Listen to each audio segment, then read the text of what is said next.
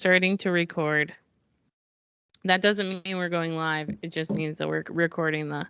Because this is how we end up taking it for the audio. Is right from Skype. Yeah. Cool. Yeah. Yeah. Yay. Sweet. Well, thanks for having me participate. I was shocked when we sent over the invite, and then you sent it for like 2 days later, and I was like, oh, shit. Oh, yeah. Well, I was going to do it for next Monday, but then I was like, I'm going to be out of town. So I figured today would be... I didn't want it to go for too long. I was like, I want to just do it. Get it over with. We had one scheduled Get it over with. 3 weeks ago, and it's scheduled for like April 10th or something. So they scheduled it like a month and a half after. Wow. Yeah. Like, whoa. I mean, they got some boundaries. I love it. Yeah, either they're really busy or they need a lot of time to mentally prepare. Yeah. Yeah, totally. I appreciate that you did it today because I went into work and I was like, I need to get done by this time and I got to do this. And so it was good. Nice. Yeah. It's good to stop at a reasonable time. Mm-hmm. Yeah. For sure. All right, Becca, I'm gonna have you intro Liz today. I feel like I always intro people. Yeah, because you're good at it.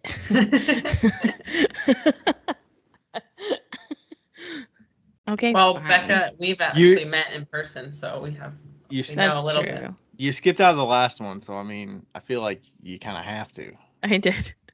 I still haven't listened to that one.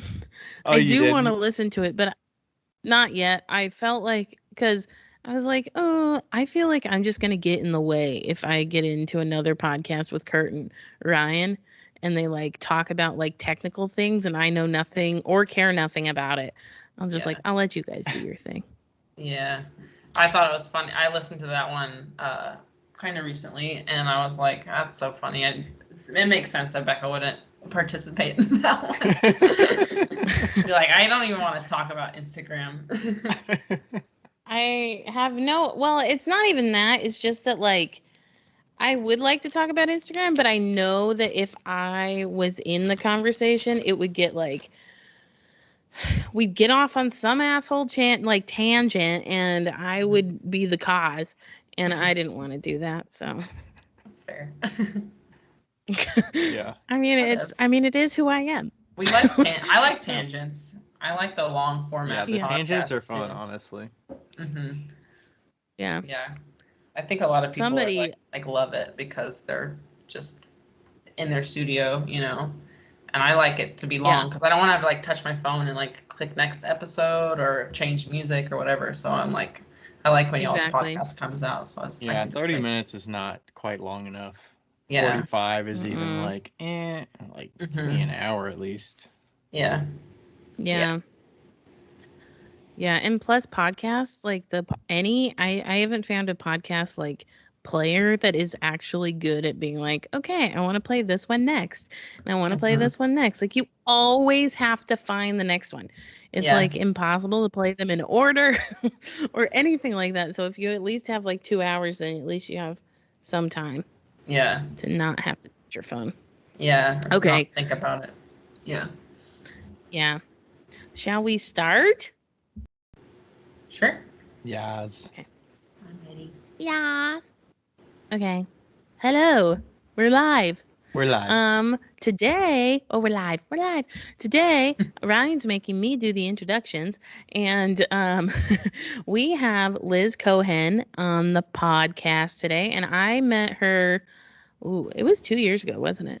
3 years ago. It was COVID times, 2021. Actually, you were on your way. Last year.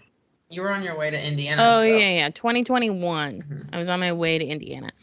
And, and so we met. She lives in Denver, Colorado, and my parents live there. So I met up with her and we chatted. And, so we'll get into all the things about her later. But welcome. Thank you. Thanks for having me, guys. Hi. So you didn't stop by and see Liz? For some reason, I thought you said something about seeing her studio when you were in Denver. last. Yeah, I was gonna stop this last time, but then I on the way to did ClayCon not West, I plan think my you were time talking about correctly. going to see her in and I organization or something like that. Well, I didn't really plan my time correctly, and I had to get to Isaac's like pronto, and there was a snowstorm that I had to beat, and so it was like I want to come, but I can't. So and then before on my way there, that would have been ideal. But then my mom was like, I might have COVID. I might not. I don't know. Yeah. Like, let's not chance it. Yeah. And I was going out of town to see someone that I didn't want to get sick with COVID. So we were like, let's just hold on. Way to think ahead. Like it. Yeah. But there'll be other times that I'm sure you can go. Totally. All right. So can you give us this quick intro about yourself, Liz? Yeah. Sure. My name is Liz Cohen. I live in Denver, like Becca said. I work out of my home studio. It's in my backyard. It's like a separate building. And I've been working in clay for about 10, I think I've been saying 10 years for a couple of years. So I think it's closer to 12 years. I do that too. Yeah, it's just like what I say. 10 is a good number. But yeah, I think it's 12. I started in college. I'm from Atlanta originally. I went to college there as well. And right after college, I moved out to Denver. But I started clay like my sophomore year of college. So what else about? Yeah, your designs are very like graphical. Does that mean you did some graphic design or something like that in college, or is that just your background? You just like that aesthetic? Yeah, I just like shapes and colors and I guess graphic aspect of it. Yeah, but no graphic design background. I was started as an art history major because I thought I wanted to be a curator, and then I realized I'd have to go to grad school for that. And I was like, fuck that. So I was like, I'll just do a regular art degree. And I took a clay class because I had to do a 3D class, and I was like hooked. I did hand building first, and I liked it. So I was like, I'll take wheel throwing next. That's actually when I got hooked. So yeah, I did took all the clay classes I could throughout the rest of my school. But my degree is technically just a general studio art degree. It's not It's not ceramics BFA, but I consider myself an unofficial BFA in ceramics. Yeah. I do the same thing. I'm the same. Nice. When did you graduate college? 2013.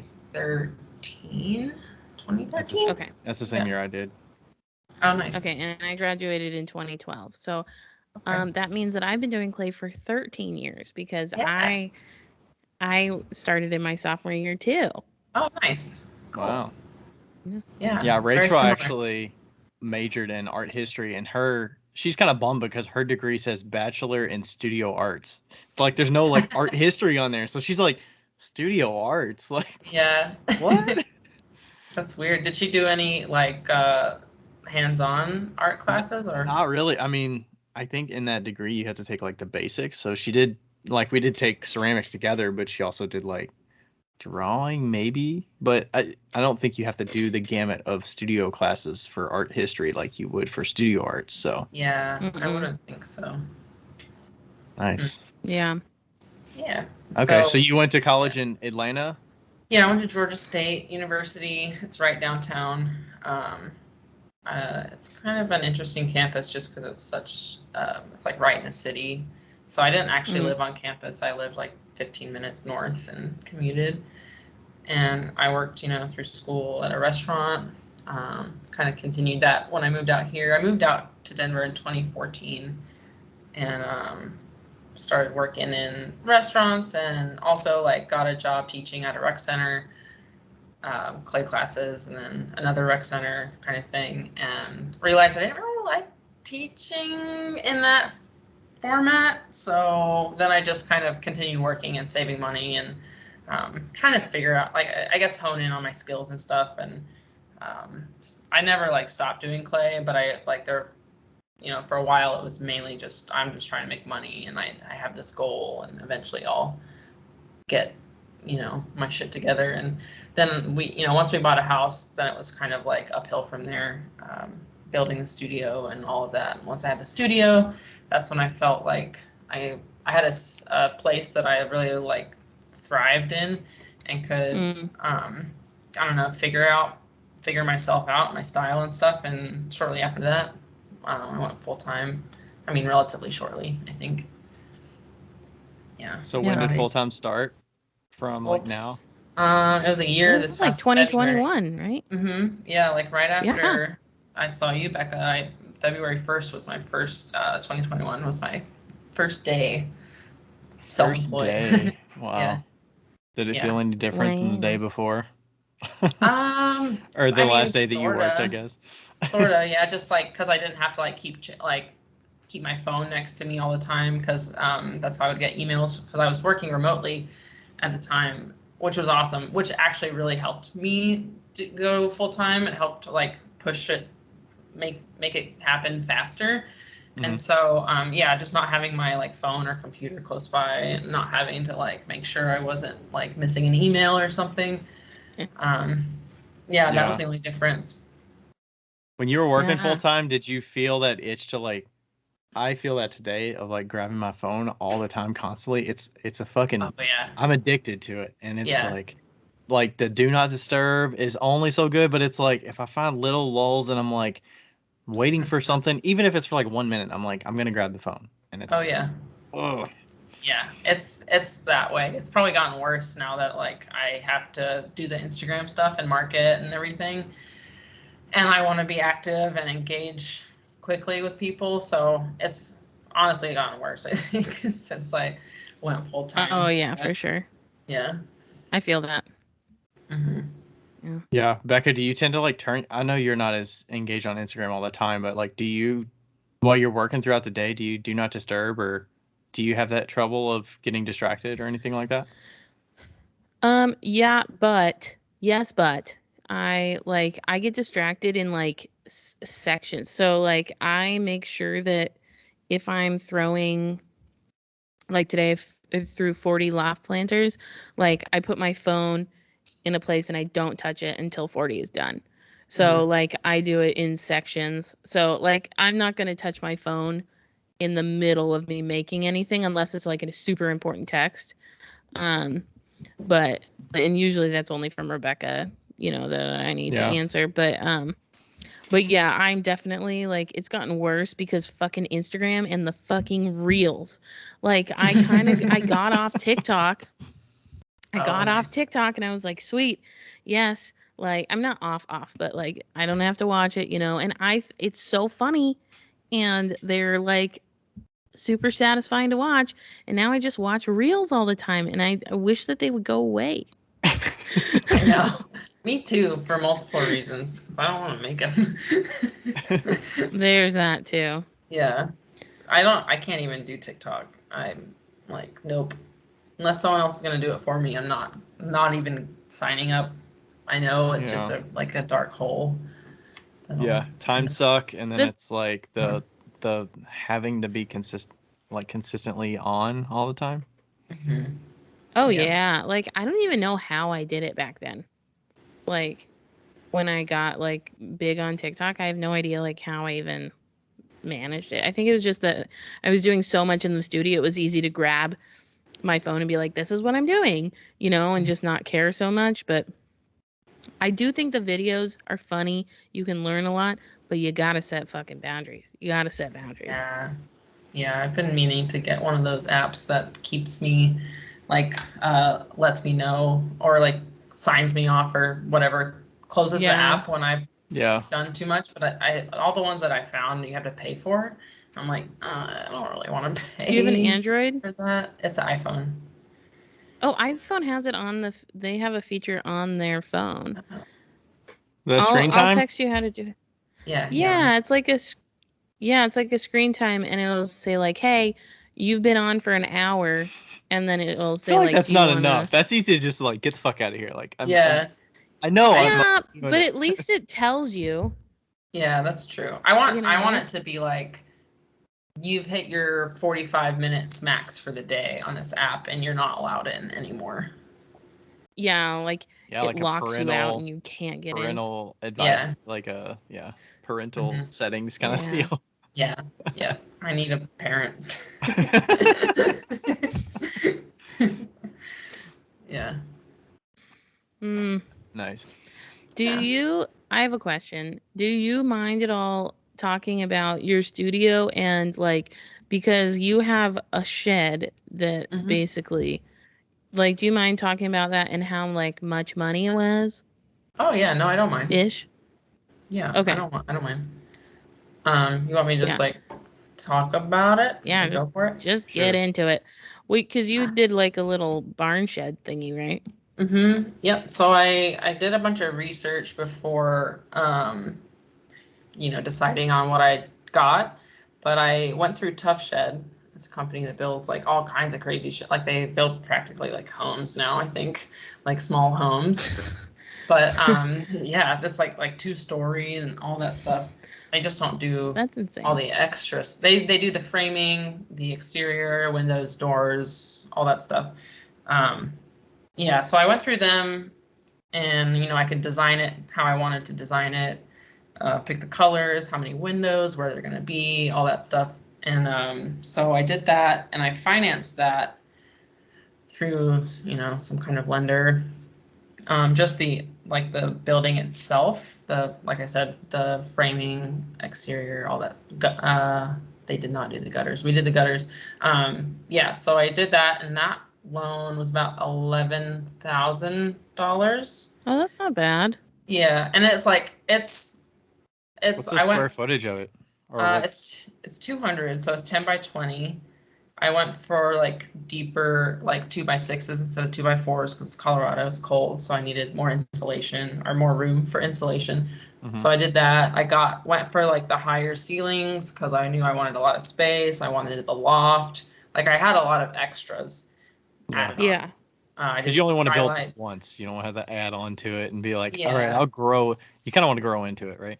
Yeah, and I knew like if I'm gonna spend $8,000, what's like another $3,000 to get like all the things I wanted, the light or the skylights, all the windows, because I wanted tons of windows everywhere that I had worked before, in like the homes that I was in were super dark and depressing, and I didn't want to work. I didn't feel like doing anything, so I was like, I need light, I need sunlight, and so did that. And then I had to like get so I saved up a bunch of money too to like finish it out. So I saved up I probably spent about another 10, 11 grand cash just finishing it out. So I like poured the concrete slab for it. That was $2,000, I think. Wow. Yeah. Then we did me and my partner Nate, we insulated it ourselves. We did all the drywall, the mudding. I paid another I think it was $2,000 again for the electrical. I had like a friend of a friend kind of thing, so it would have probably been double that, honestly, if he hadn't done it. Yeah. Wow. Yeah, and so he hooked up all the electrical. What else do we do?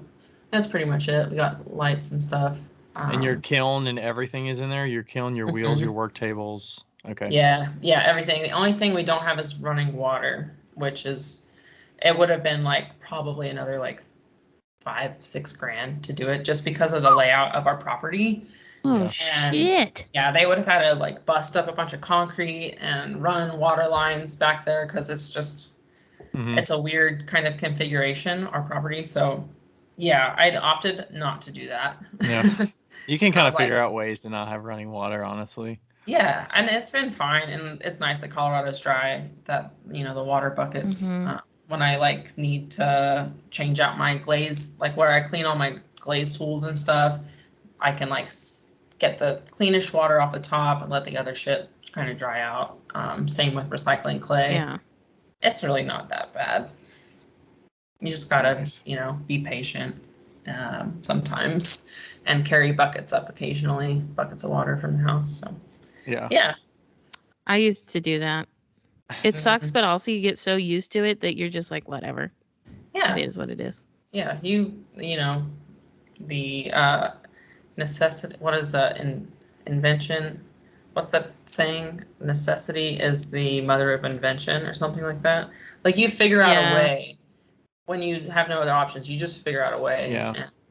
I'm not going to let something like no running water stop me. So yeah, figure it out. Sweet. So you've been working in there, and does it have basically everything you need, or were there some things that you were like, you know what, like configuration wise or something that you would have adjusted?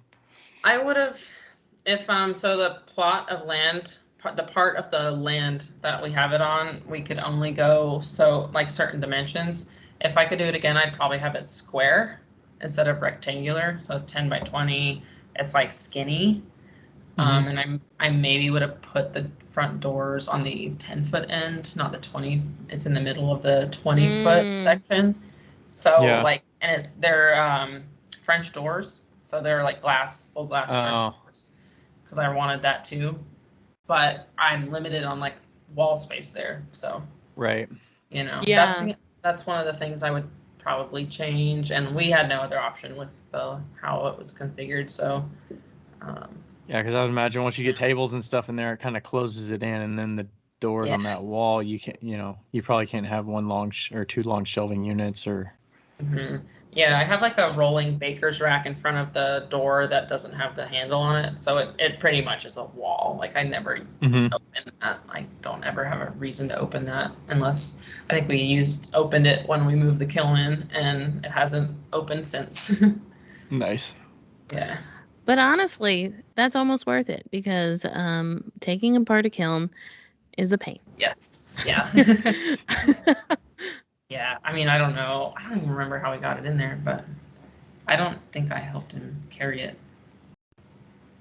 I think we brought it in section. We probably brought it in sections, but yeah. Yeah. Yeah. Because I can't carry heavy stuff. Right. Yeah. Yeah, you've had some. I feel like I've seen in the past. You've had some. Is it like spinal stuff? Is it, and that limits? And you said lifting, carrying heavy stuff. Is that just because of spinal issues? Yeah, I had scoliosis, and I was like diagnosed when I was like 14 when they do those physicals at school. And so my parents did chiropractic, and by the time I was 18, they like found these like soft braces that you could get. But by the time I was 18, my muscles and bones had already like fully developed, so the brace would have just kind of kept it where it was. And if I was super religious about doing PT, which who at 18 years old does that? I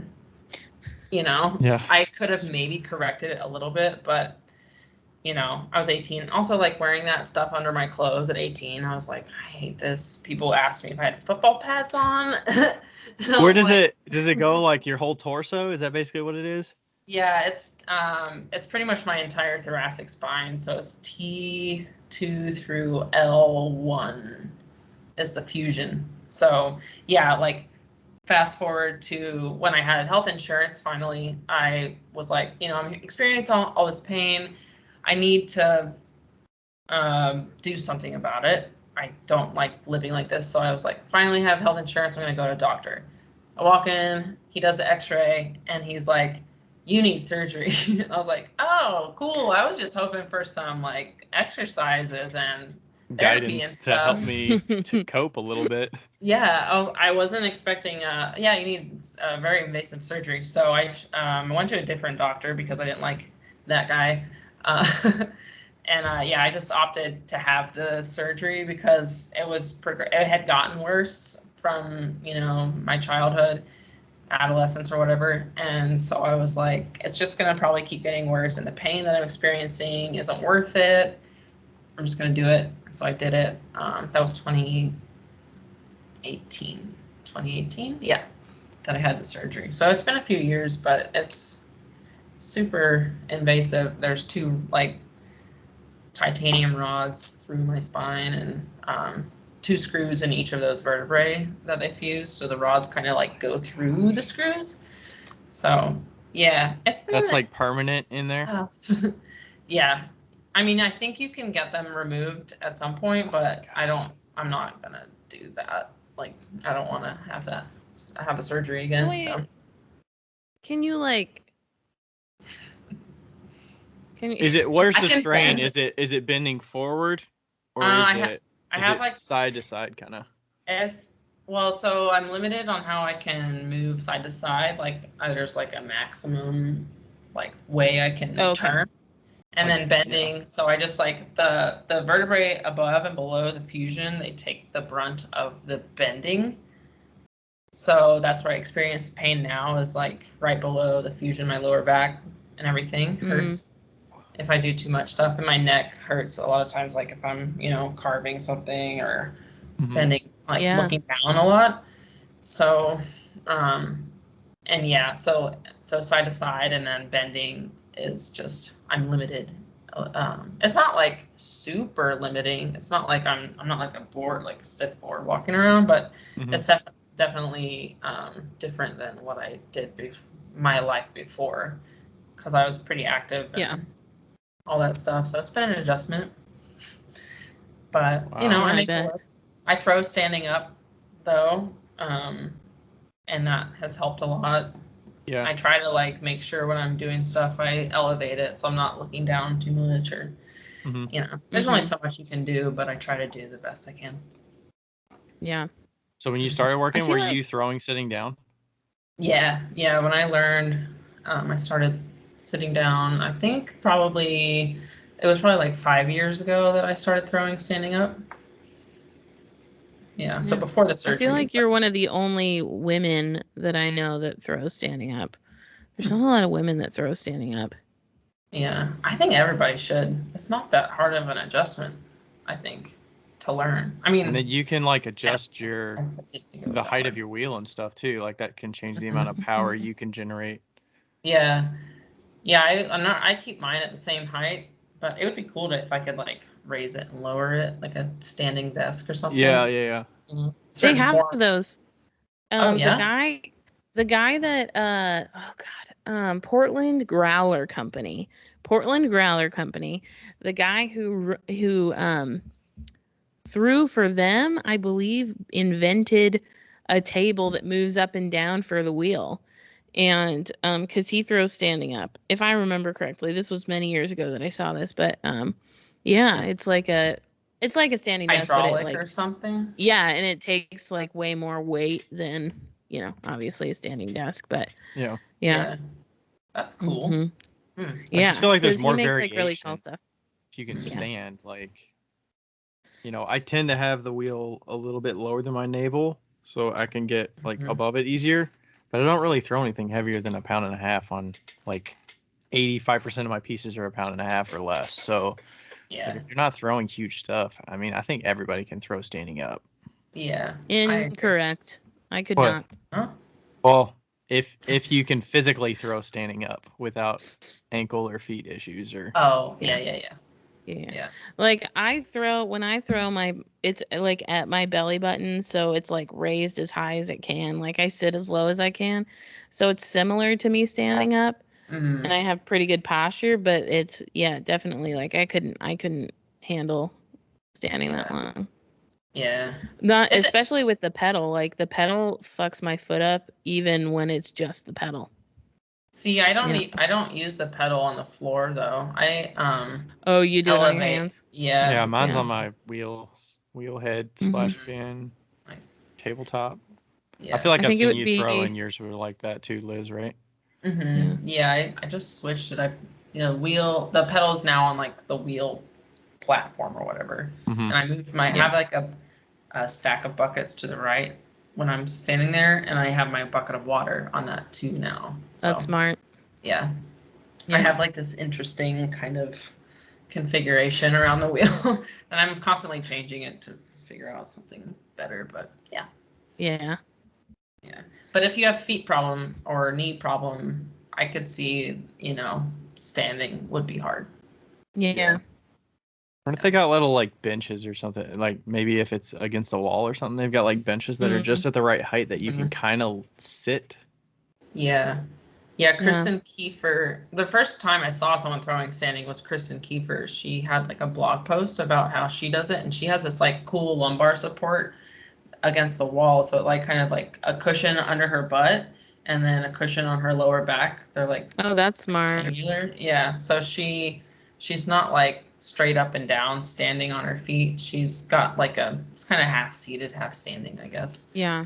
I never built one of those, but maybe I can. Ryan, one of the production potters at work, he kind of has the same thing where he like put a desk right behind him so he can lean back on the desk, and then he can also just sit up on the desk if he wants to.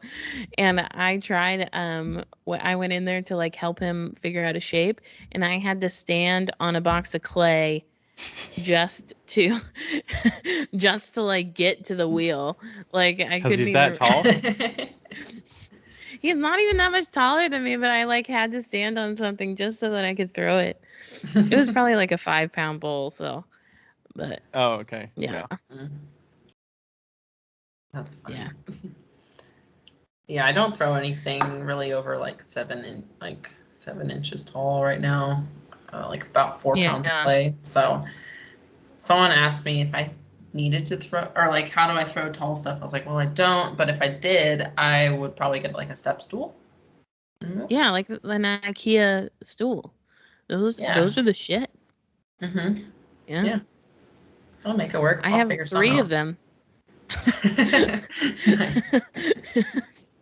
In the studio or just at your house? I have one in my house, one in the studio, and one at Rebecca's. You should have one in your car too, just in case you need it. I know I should. I actually have 2 at my studio. Because I have to take one to shows with me too. And so I got the one that folds up. That's like the foot ladder. It's just like a foot tall and it folds up real easy. That's a lifesaver. I should carry that in my car. That and a mallet. You should always have a mallet. Yeah, she just got a mallet a few weeks ago. Rachel was putting something shelving together. Nice. A dry towel too is always good to have in the car. Yeah. Yep. Hitchhiker's Guide to the Galaxy. Always carry a towel. Yeah. Random things to carry. Yeah. So Liz, you started. Go Becca, go.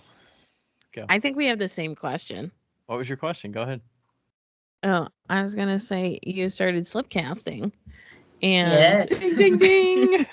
Ding ding. Transition. And we were talking about slipcasting versus throwing a couple weeks ago in one of our episodes, and we were kind of like discussing whether one's faster or not. And I would love to hear your opinion on that and like how the process is going, because I know you went to Kurt's to do the initial mold, right? I made the first the original and the first plaster mold on my own, and then he helped me with the mother mold, the silicone part. Okay. Yeah, and then like we had to break it, so he helped me pour like a new plaster mold with it. But yeah, he did help me. He's been a great resource. Someone asked, troubleshoot, all the things.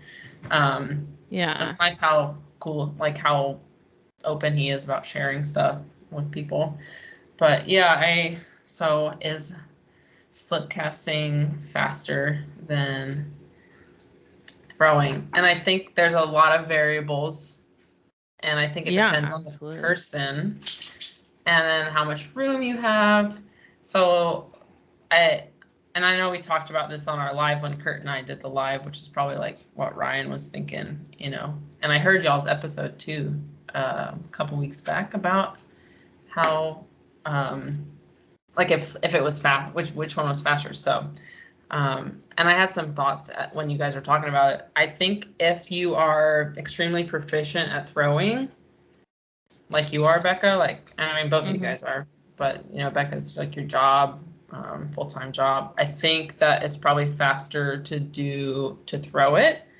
But if you're not a great thrower and you learn how to slipcast and you have a bunch of space for a bunch of molds, I think you would make more mugs or whatever using molds. I just think it's where your skills lie. There's so many different factors play into it, but yeah, that's kind of my thought. I think so. If you're like an expert at both, which I think it's probably really hard to be an expert at both of those things, but I don't know. if you had a bunch of space, I still think, and you say you had like 200 molds or 300 molds and employees working for you, then you could probably make more mugs using molds. So, Yeah. But if it's just you on your own, throwing probably, if you're an expert at both. Yeah. So what, oh, I didn't tell you. I actually talked to Heidi after we had that conversation, and I forgot about this conversation that we had. But we were talking about molds, and I asked her the same question, and because she actually is proficient at both. She used to do production pottery, and then she switched to slip casting because it was less wear and tear on her body, and also I think she just likes it. But she said the key to it is that you have to have as many molds as you can make in an hour. So like if you can make 20 mugs in an hour, you have to have 20 molds of mugs. You mean and if that's you could throw what makes 20? it. Yeah, if you can throw 20 in an hour, you have to have 20 molds because that's going to be like the turnaround, you know? That's what makes it like the same. Yeah. So, and then you have to factor in too. So if it's mugs, like, is your mold include the handle, or you have to pour the handle separately? And then if it's just you doing all of that stuff, you have to catch, like, you can't just pour 100 molds and go through and like do all the handle attachments and all the cleanup and stuff, like, because stuff will dry. The stuff, when you start back at like mold number 1 and work your way up, the mold number 50 or however many through 100 is gonna start drying too fast, and you just don't have enough time to get to those, so those will all be like fucked up. So that's just being the one person with all those molds. That would be a lot of, you wouldn't be able to do it by yourself. You'd have to have a team of people. That'd be a lot. Yeah. How has the mold situation been going for you? Because you have a mold for your planters, right? It's your hanging planter. Yeah. Hanging in like a small table, so it works with both. It'll work with both. I actually have it here. This is one of the first ones. Show and tell. Wow, that's so nice. Yeah, this is just like a tester. I was testing different slip casting clays, but it's been going okay. I think it would go a lot better if I wasn't trying to do something that's not really for slip casting. So I want the speckled clay effect that I have on all my stuff, but they don't make a speckled casting slip, at least not one that looks like the speckled buff that I was using. So there's been a lot of issues with that, trying to get that effect. So what I've been doing is making casting slip with the speckled buff, but I just brush it on the inside of the mold, and then I pour in our actual casting slip, and that makes up the bulk of the piece. But it's just pretty much like brushing on slip on the outside of a pot, but I'm doing it beforehand. So nice. Yeah, but I think there's still like some issues there because it's not casting slip, so it's absorbing differently in the mold, causing a little bit of warping and stuff. So I'm still troubleshooting it a little bit.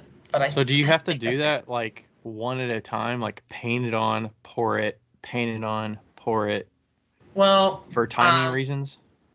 No, you can. So you could do.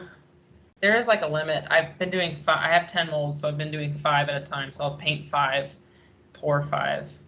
Set the timer, and then like 20, 30 minutes later, I'll do the same. Paint the slip, pour those 5, and then by the time I dump the first 5 and let them drain, I can they're done. I can take them off and dump the next 5, and yeah.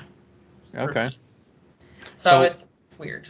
Why don't they have speckled casting slip? I don't know. I think it's probably because it's hard to get the speckles, like it's manganese, to suspend. In the casting slip. Yeah. Yeah. Well, why don't they have a gray clay in the United States? It's actually good. I know. Nobody knows.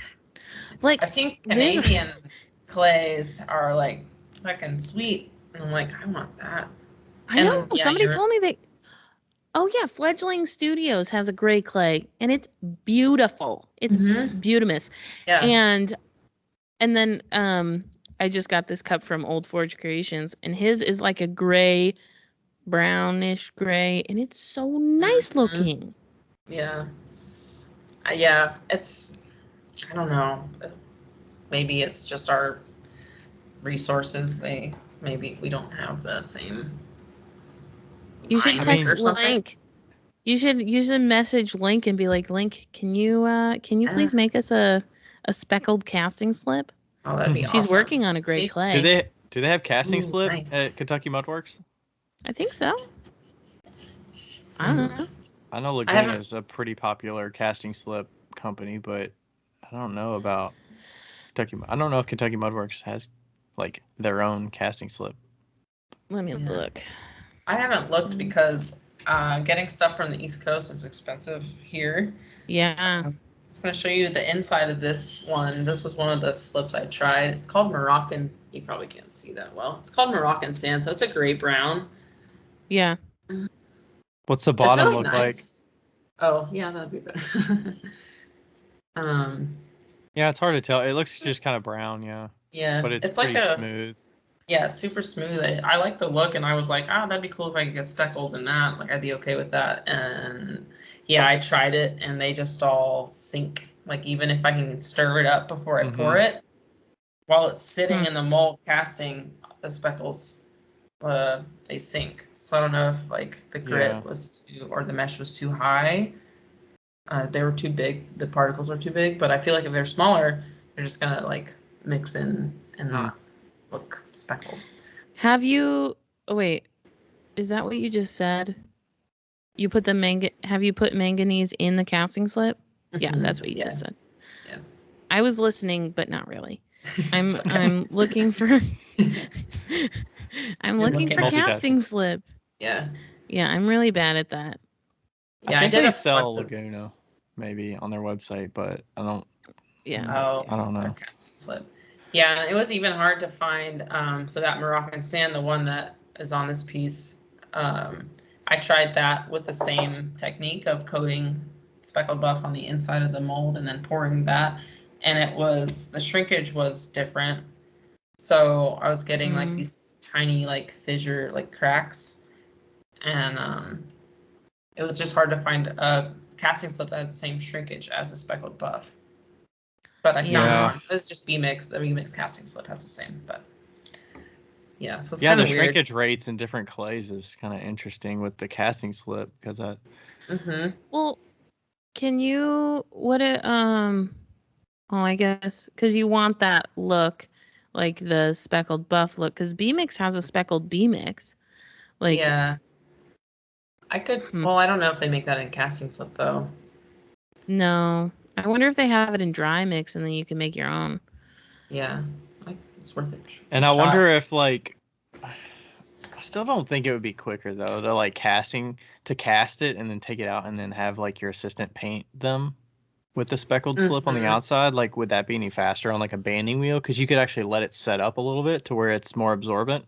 Yeah, and it might fix the warping issue. The only thing with that is like once I turn the speckled buff into a like casting slip, it's really gritty, like and so brushing it on, like it's even worse than brushing on regular. It doesn't look clean.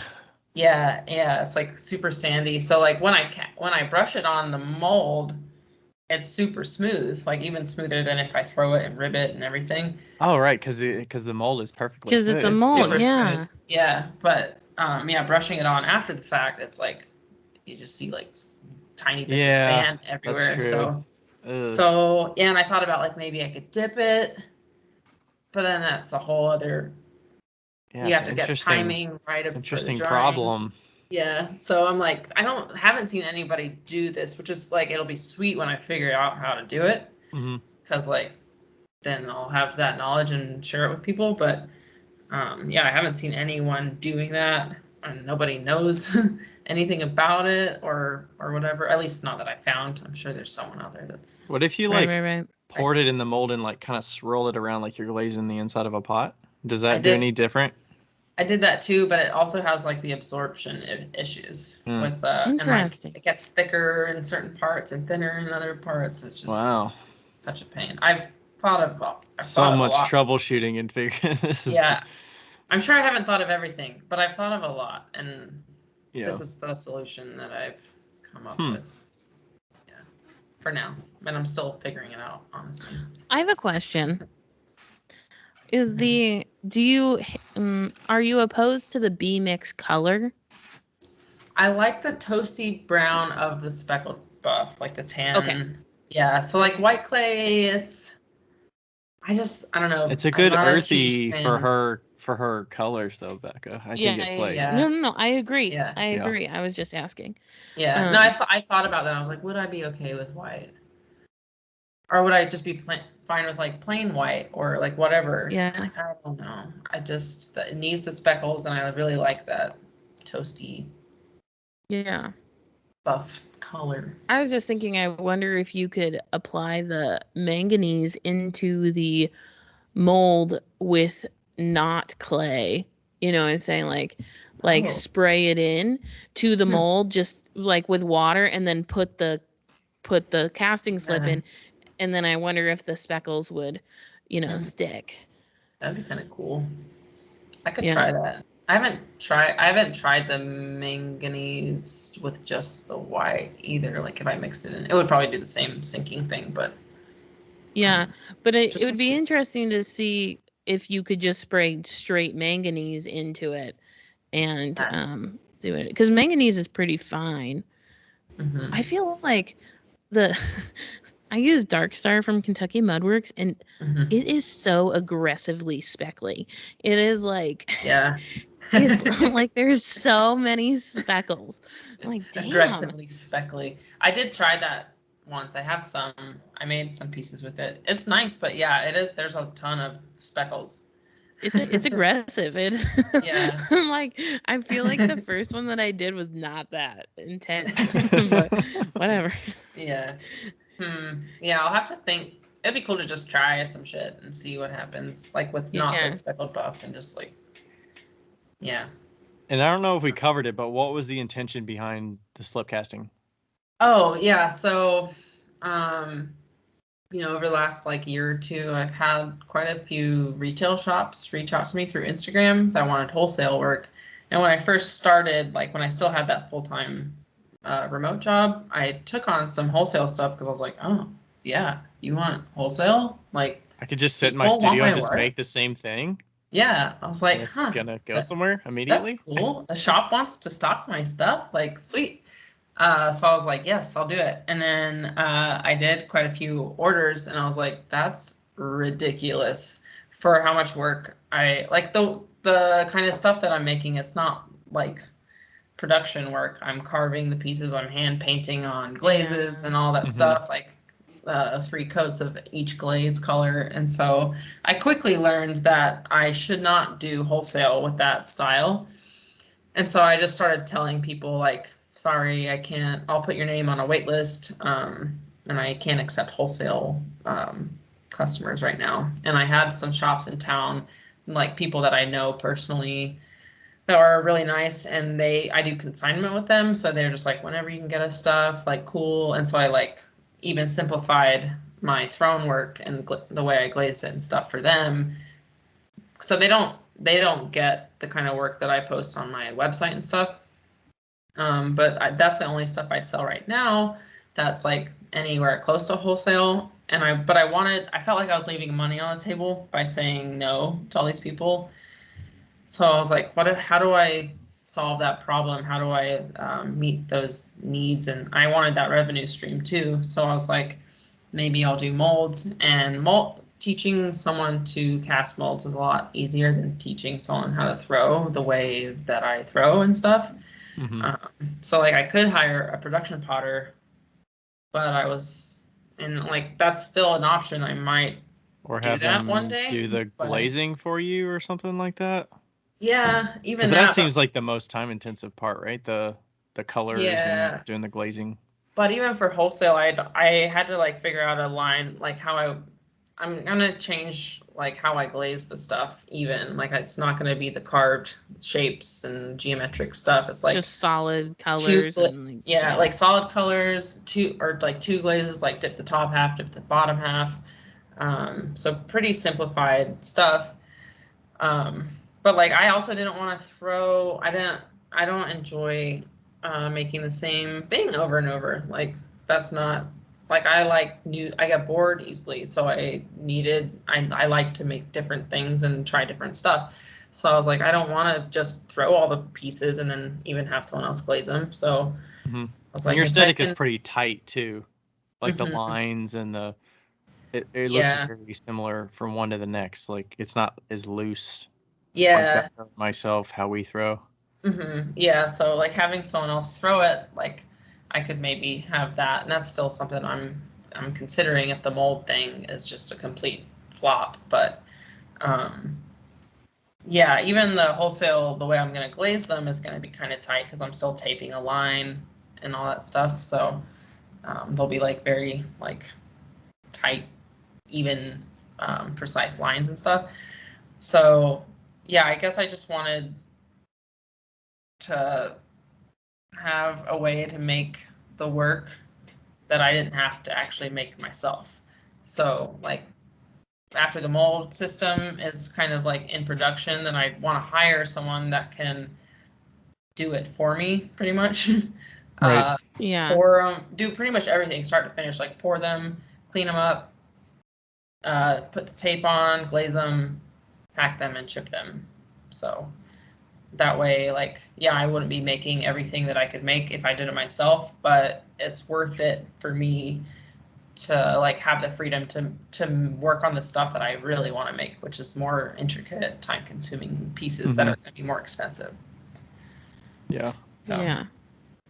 Can I just say, I commend you on your planter, and here's the reason why. Not because I mean, it's a basic it's super planter. Basic, yeah.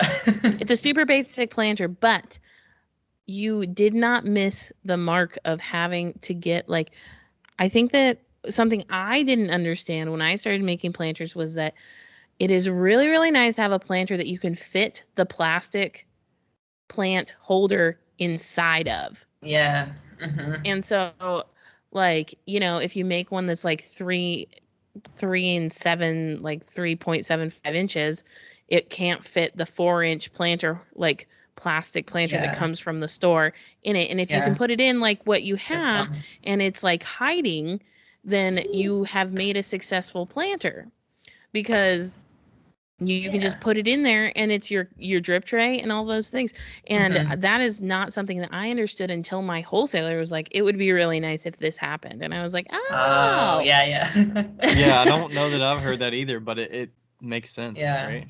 It keeps the pot clean too, right? You could swap plants and exactly. And the plants usually hide itself, you know, it usually hides the plastic pot holder. But yeah, I think that's if you are making planters, keep that in mind when you're doing it. Calculate that into your shrink rate, because that actually does matter. And if you are going towards wholesalers, you can be like, yo, this 2-inch planter, you can put the 2-inch like little plastic thingy inside. Yeah. So yeah, and they make those in like the different sizes. So yeah, there's like I don't know, exactly the small one, like 2-inch. It's like a 4-inch. There's a 6-inch. Yeah, and an 8-inch. Yeah. Oh yeah. So they kind of go in increments of 2, I guess. Yeah, that is one thing I thought about. And I also thought about it when I was like photographing the planters, because I'm not going to plant a plant in every planter I'm going to sell. So I was like, I need something that I can like pick up and move from planter to planter. And I was like, oh, I can see the plastic. I hate that. So I'm like, oh, I need to make it bigger. Oh, I'm sure people would like that too, you know. Like, you know, when they go and buy figured it out on your own. Yeah. But yeah, you can, but a lot of people don't want you to make planters without a hole anyway. Even if you explain to them what you just did about the plastic thing. It's like, the planter can be the catch tray, like catch dish, and you just put the plastic thing in there. But people are like, no, it has to have drainage, and that's like 90% of people, and they just don't know. I don't know. So yours don't have drainage holes? Mine do, yeah. Yours do. Because people are like adamant about having it. But it would be cool. Maybe I could sell some that didn't, just, for the people that know what's going on.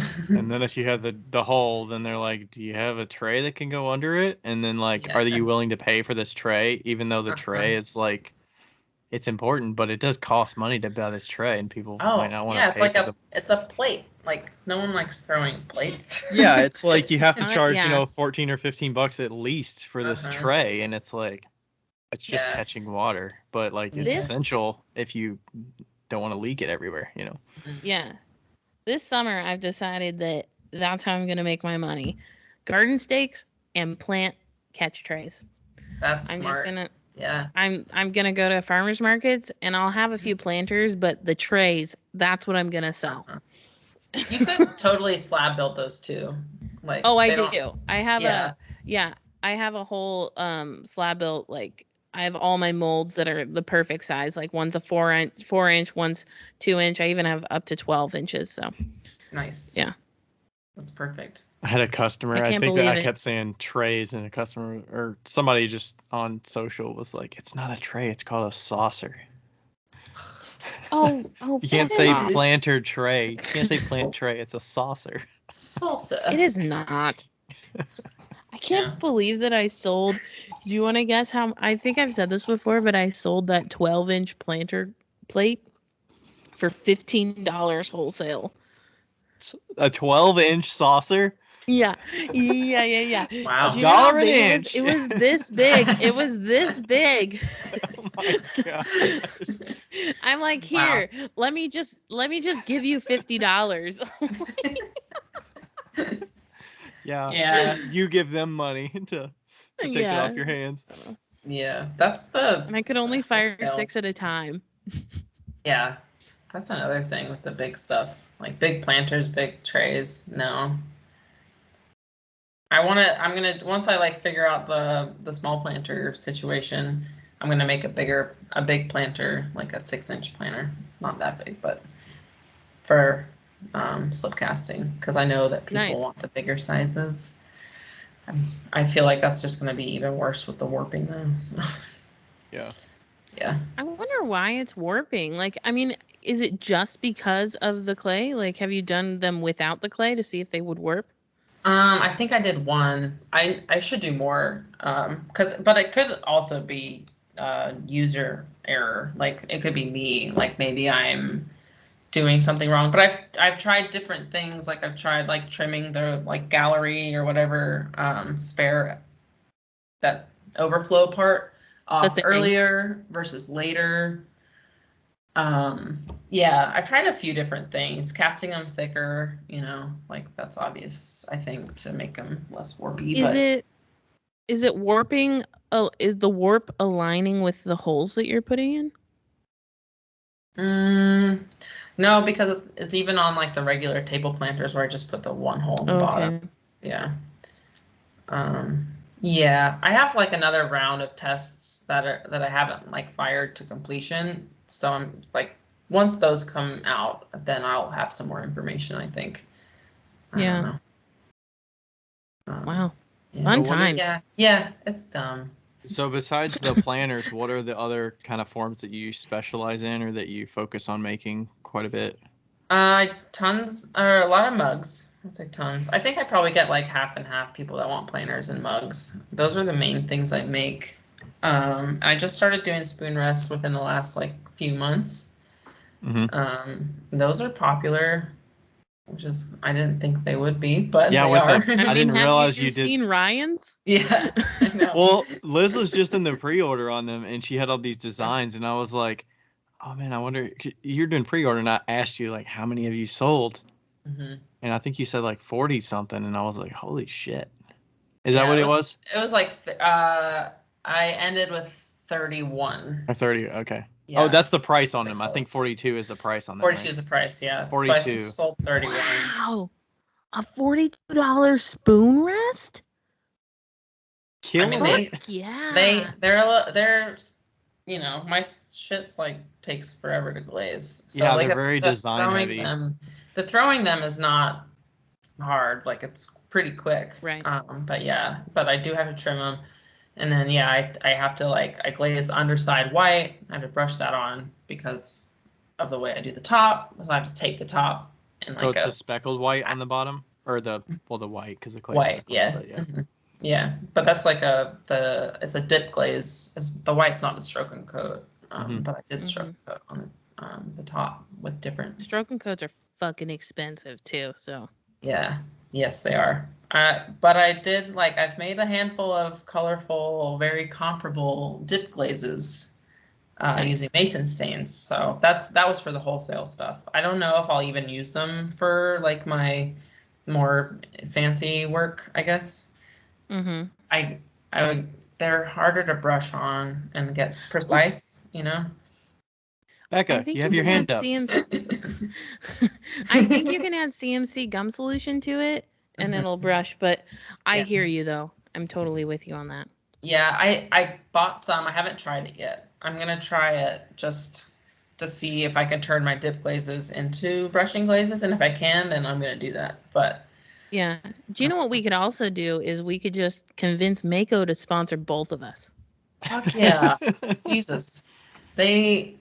I tag them in so many things, hello. Some accounts are on it with a social media, some accounts are not. Yeah. I just need to call Mako and be like, here's the deal. John the Potter is going out. He's, you know what? He's old news. He's old news. He doesn't promote the stroke and coats though. They need someone to help the stroke and coats. We could promote the stroke and coats. I can promote the fundamentals. We've got all of the elements going on here. And you know what? Women are really in right now. You need to get a classy name with the stroke. You need a classy something. Yeah, like a catchphrase or something. I mean, I feel like the name stroke and coat is not great. Yeah, they could have done better. What were they thinking? This is I think it was made for kids too. Right, because it was made for paint your own pottery. It was that's what it was made for. Yeah. Not for potters with really dirty minds. Right. Yeah, I feel gross saying that to people that don't know ceramic stuff. I'm like, yeah, it's called stroke and coat. What? Yeah. Anyways. So you're in the time now of fulfilling the pre-orders of the spin offs now? Yeah, I gave 4 to 6 weeks to make them and send them out. So I'll probably throw them towards the end of this week. It's my goal, or maybe do 10 a day. That's I could get that done this week if I do 10 a day. And then the glazing is what's going to take some time, but. So is that pretty much how you're focusing your time right now? Is okay, you build up, pre-order, set, okay, now my schedule's made for the next couple of weeks kind of deal? No, I feel like I have a lot of different things going on. So I'm working on stuff for the next shop update right now too. So I try to alternate. At least that's kind of what I started doing pre-orders, I think in August of last year. And I'm trying to alternate them, pre-order, 3 to 4 weeks later do a shop update, or maybe 4 weeks later do a shop update, and then I can kind of pack them and ship them at once. Do all the packing and shipping for the pre-orders and the shop update at once. So, but having that, so people can do the shop update, and if they miss stuff, then hey, there's a pre-order a few weeks later. Start the pre-order, and by the time I'm done and ready to ship that, I'm doing a shop update as well. So it kind of alternates like that, and it's working out pretty good with that kind of system. So I'm still I have stuff still. I have greenware. I have stuff to throw still for my shop update, and I have stuff to glaze for the shop update. So. Do you end up having extras from the pre-order that you put in the shop update too? Yeah, I typically make a few extras of each variety or whatever, and if nothing gets fucked up, then they just go in the shop update, or I might save them. I haven't really been saving them, but I might save them for another shop update when I'm pinched for time and I don't have as many pieces that I would like to have for one of those. Right. Yeah. So I'm still like figuring out all of the business stuff out as I go. Do you find success with the shop updates to focus on mugs this time and then planters this time, or do you try to do like a mix of different things in single updates? I've tried both, and I mean, I've had success with both, but I think what I like doing and what other people probably appreciate more is having a variety of things. Because there's some people that are like, I don't need more mugs. I want planters. So Yeah, if I so they do a just tune planter, out. Yeah. yeah, and then like, I've maybe missed, or they might move on to someone else in the next like 8 weeks or whatever till I do a shop update with what they actually want. So yeah, I try to do a mix of both, and it's nice to work on different things too. So I'm not doing 50 planters in a month or whatever, you know. Do you feel? I don't want to interrupt. Oh, you're good. Do you feel like you? I feel like this sometimes, and I don't know if you feel like this because you have like 25,000 followers. I have 10. You have 30 something. You're above us. But I probably sell way less than you all, honestly. Like y'all do shop updates and you sell like 70% of your stuff probably. I sell like because they just 10%. But you do the markets and stuff. Yeah, and you fucking kill at markets. Like, let's be realistic here, okay. Ryan. Yeah. I just get overwhelmed and I'm like, man, why do these online updates not do well? But it's deceiving because you like look at it and it's like, okay, like a lot of people are looking, but like they're just, I think they like the things I show more than the things I sell, or they could be learning the technique. I think they're learning. I think you're a teacher now. Just give into it. Okay, so I have two questions. One, do you feel like I sometimes feel like I'm just gonna run out of people. Like when you do an update like every month, you're like, oh my god, is there gonna be enough people to like you're like give the me same money? people come back? Do I yeah, have like enough variety? Ryan's mom buys so much pottery from me, like I think she had a new fancy. Yeah, I used one of your new fancy cups or something, or she had a new dot cup. You're like, when Ryan's mom has enough of my pots, am I gonna sell anything? Am I gonna sell anything? I do. Yes, I do have that feeling for sure because I have some a good handful of repeat customers, and then one of my friends' moms just like buys so much stuff. I'm like, well, she like bought like 4 or 5 spoon rests from me. I'm like, but I think they tend to gift some things though. Yeah. I'm like, you don't need 5 spoon rests. Nobody needs more than 1, maybe 2 if you have like you need to wash the other one or whatever. But I have that. Ryan's. Yeah, I don't think you need more personally. I don't. You just wash it really quick and put it back. But yeah, I do get scared. That's why I'm like, I still need to grow my following because I need more people that want to buy stuff. But I don't know. At the same time, I'm like, I don't want to rely on Instagram for everything. And that's why I'm doing the wholesale stuff too, because I'm like, I need another revenue stream. Because staying up with the Instagram stuff is like wearing on me mentally. And I just don't want to put as much effort into it. So that's why I'm like, I'm going to put some effort into something else that can be like, I call it passive, but yeah. But even if it's just like 5% of your income, like you can, as long as you kind of hone those skills, you can see the trajectory, like the growth potential. That if you're like, okay, I think I ironed out enough kinks that it's not going to completely overwhelm me to like jump into this new avenue. Yeah, for sure. And yeah, once it's rocking and rolling, and I have an employee like making that stuff for me, I feel like it's just going to open up a whole new money revenue stream, whatever you want to call it. And I think I do more like consignment than wholesale probably, but the one thing that I like with the consignment is as you see stuff sell, like as I prep my next order, I can feel confident that whatever I'm prepping, especially if I have flexibility of what I deliver, like I know that it's got a good chance of selling because it's sold in the past. Yeah. And it's like, I don't feel as bad. And then I'm like slowly bumping my prices up over time as my stuff is getting better.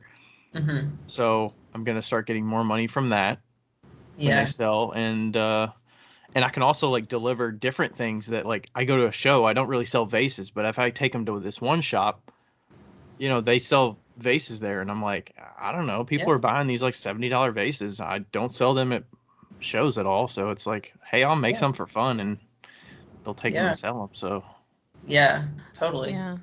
It all kind of, I think it exponentially kind of grows. Like, it starts small and slow, and then gradually you're like, oh wow, okay, cool. This is it's doing something. I think that you are really like, I think that you're smart in the fact that you're wholesaling planters and not like mugs and stuff, because plants are the future. Plants are the future of pottery, and like, they're the past too. Plants are the past and the future, not the present, but it's timeless. Like, plants are timeless. Like, the guy that I learned pottery from had one account that kept them in business. One account.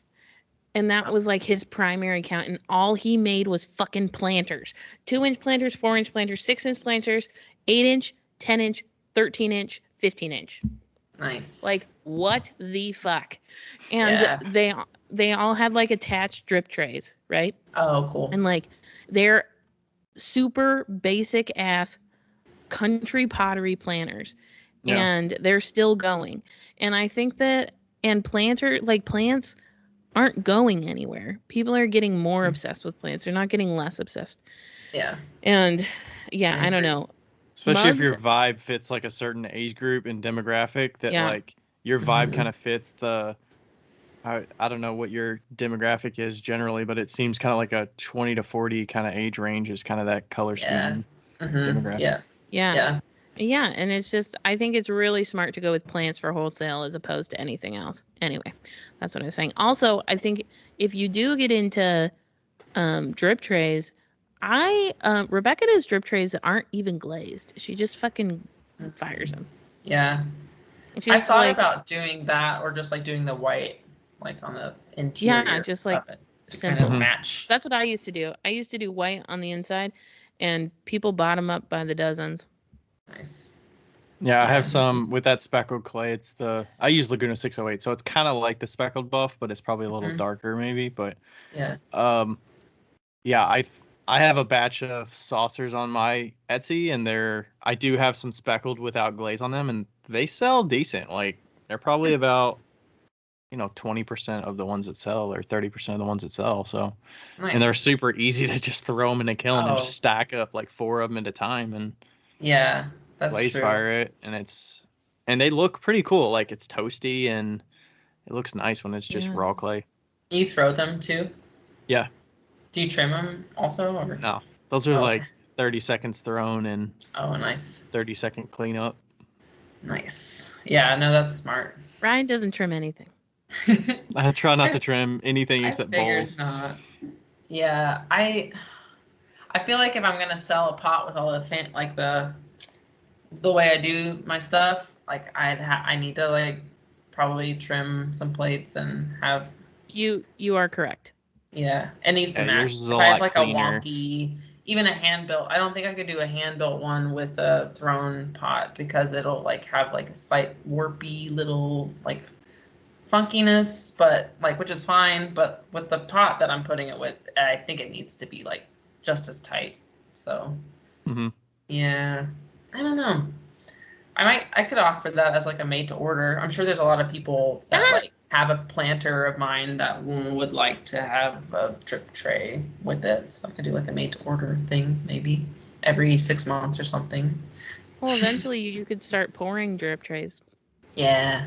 I want to like expand the slipcasting line for sure, and maybe do mugs one day, like slipcast. But yeah, I'm starting with just planters for now. Yeah, because the outsides of your mugs are super smooth for the most part, unless it's the ones that are kind of like ribbed.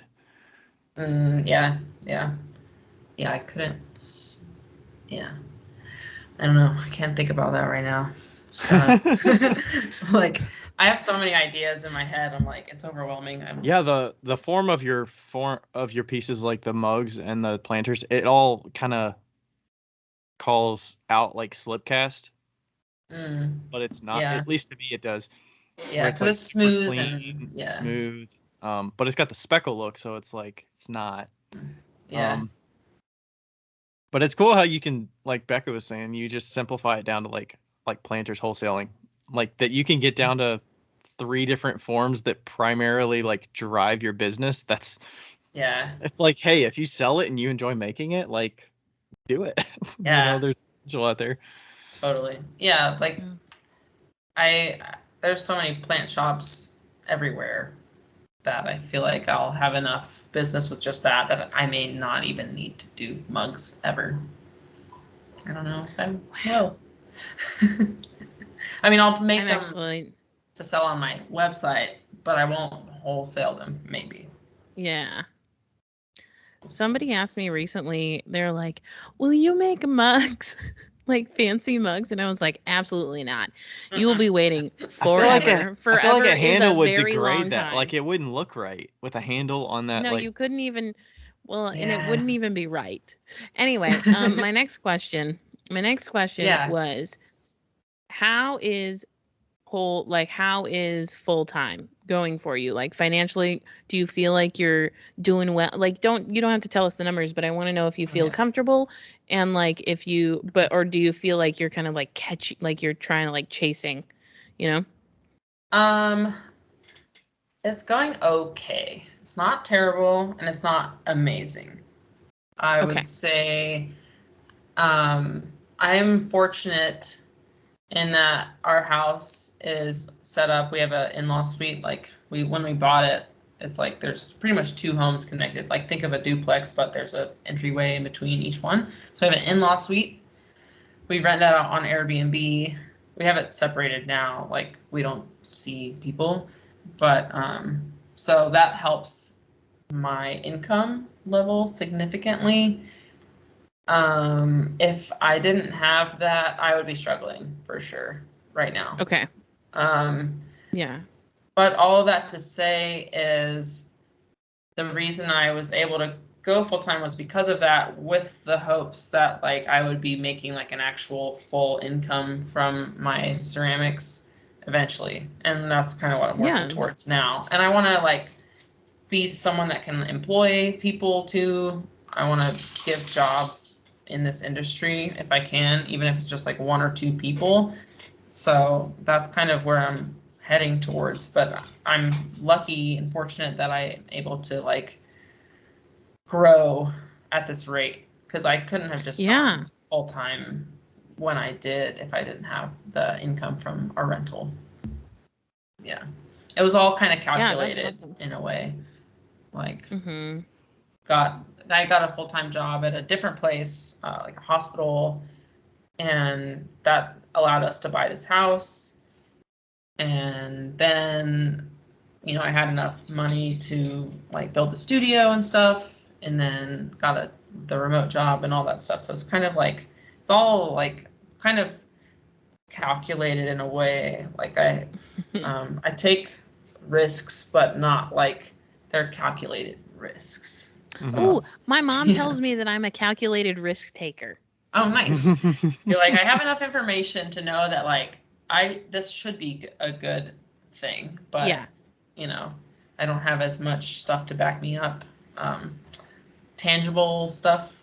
But I have a lot of faith in myself too. That I mean, like, it seems like shit hits the fan, I'll make it work. It seems like the steady jobs in the past have kind of financed you to be able to like get the loan to build the studio and to put the down payment for the house and stuff. Yeah. To get you kind of set up so that you're just, okay, can I make the payments and keep up with the debt or whatever that you still have? Yeah. Yeah. And so far it's worked out. Before I quit my full-time job, I was like, I want to have $20,000 in my bank account before I do that, because that will give me enough of a cushion to like be able to like catch my feet or whatever that term is, so, like have a runway. Afloat. Yeah, have a runway. So I've never heard that before. I like it. Yeah, I You need a nice runway before you take off. Yeah. So, and it did that. And this year I'm feeling it tax wise. Like, I didn't pay estimated taxes this year because I don't know why. I just didn't want to. They didn't make you I do could it. have. I just last didn't. year. Yeah, I just didn't. And so I was like, oh, sweet. So I'm seeing like over $7,000 like leave my bank account. I'm like, yeah, I did that last year or 2 years ago. And I was like, not fun. I paid off a loan that was $20,000 in 2 installments at the end of 2020. And because I sold all of like, it was planned, right? Like I took out the EIDL loan, and then it was for $25,000, and then I paid off like 5, and then I sold everything in my studio so I could pay off. I literally had to pay off the loan before the business went out. Like that's what they like say you have to do. And I paid over the phone. And and the guy was like, I was like, can I pay $10,000 on this? And he's like, are you sure you want to do this? I'm like, well, fuck it. Yes. Like, he's like, it's 10000. Not 1000. Are you sure the number you called is right? Right. Like, are you sure this isn't a scam? That's awesome. Make sure I called you. You didn't call me. Yeah. Yeah, it's scary AF to like let go that much money, for sure. Yeah. I'm also like kind of person that like, yes, I'm a calculated risk taker, but I know myself enough that if I like commit to doing something, I'm gonna figure out a way to make it work, and it like lights a fire under my ass, so I can, you know, like even like the wholesale stuff. Before I like had ever done wholesale, I was like, sure, yeah, I can give you 40 mugs like that. And I was like, I've never done that before, but I'm gonna figure it out. Even if I have to stay up till 5 a.m. every night, like I'll do it. So that's kind of how I approach things. Like it's calculated, yes, but I also know how I am under pressure, and I come through. It's not always fun though, so I don't want to do that much, but trying to be better about that. Yeah. So if you're under pressure, are you like a cut back on expenses and cut back on things, or is it more like I'm going to ramp up and work harder to make more money to make up for what I need? It's kind of both. Yeah. Like I'll cut, and then like cutting back on expenses just happens because I'm working a shit ton, so I don't have like time to go out or whatever. So it kind of goes hand in hand. Yeah. That's how I approach stuff. I've been really good at saving. Like I don't know why, it's the Jew in me. Cohen is a last name. I'm Jewish heritage, so I can say that. Cohen's a very Jewish last name, and I always joke about my Jewishness. I didn't know that. Mm-hmm. I guess it makes sense. I was just singing that if I was a rich man at work the other day. Nice. Because that's like one of my favorite songs, like of musicals, just because he's so crazy in it. He's like, if I were a rich man, la-di-da-di-da-di-da-di. Okay, I was thinking the Gwen Stefani song, but that's the drill, which I'm guessing is taken. She ripped off Fiddler on the Roof. Yeah. Okay. Yeah, Fiddler on the Roof. I should watch that again. I think I was going to point out that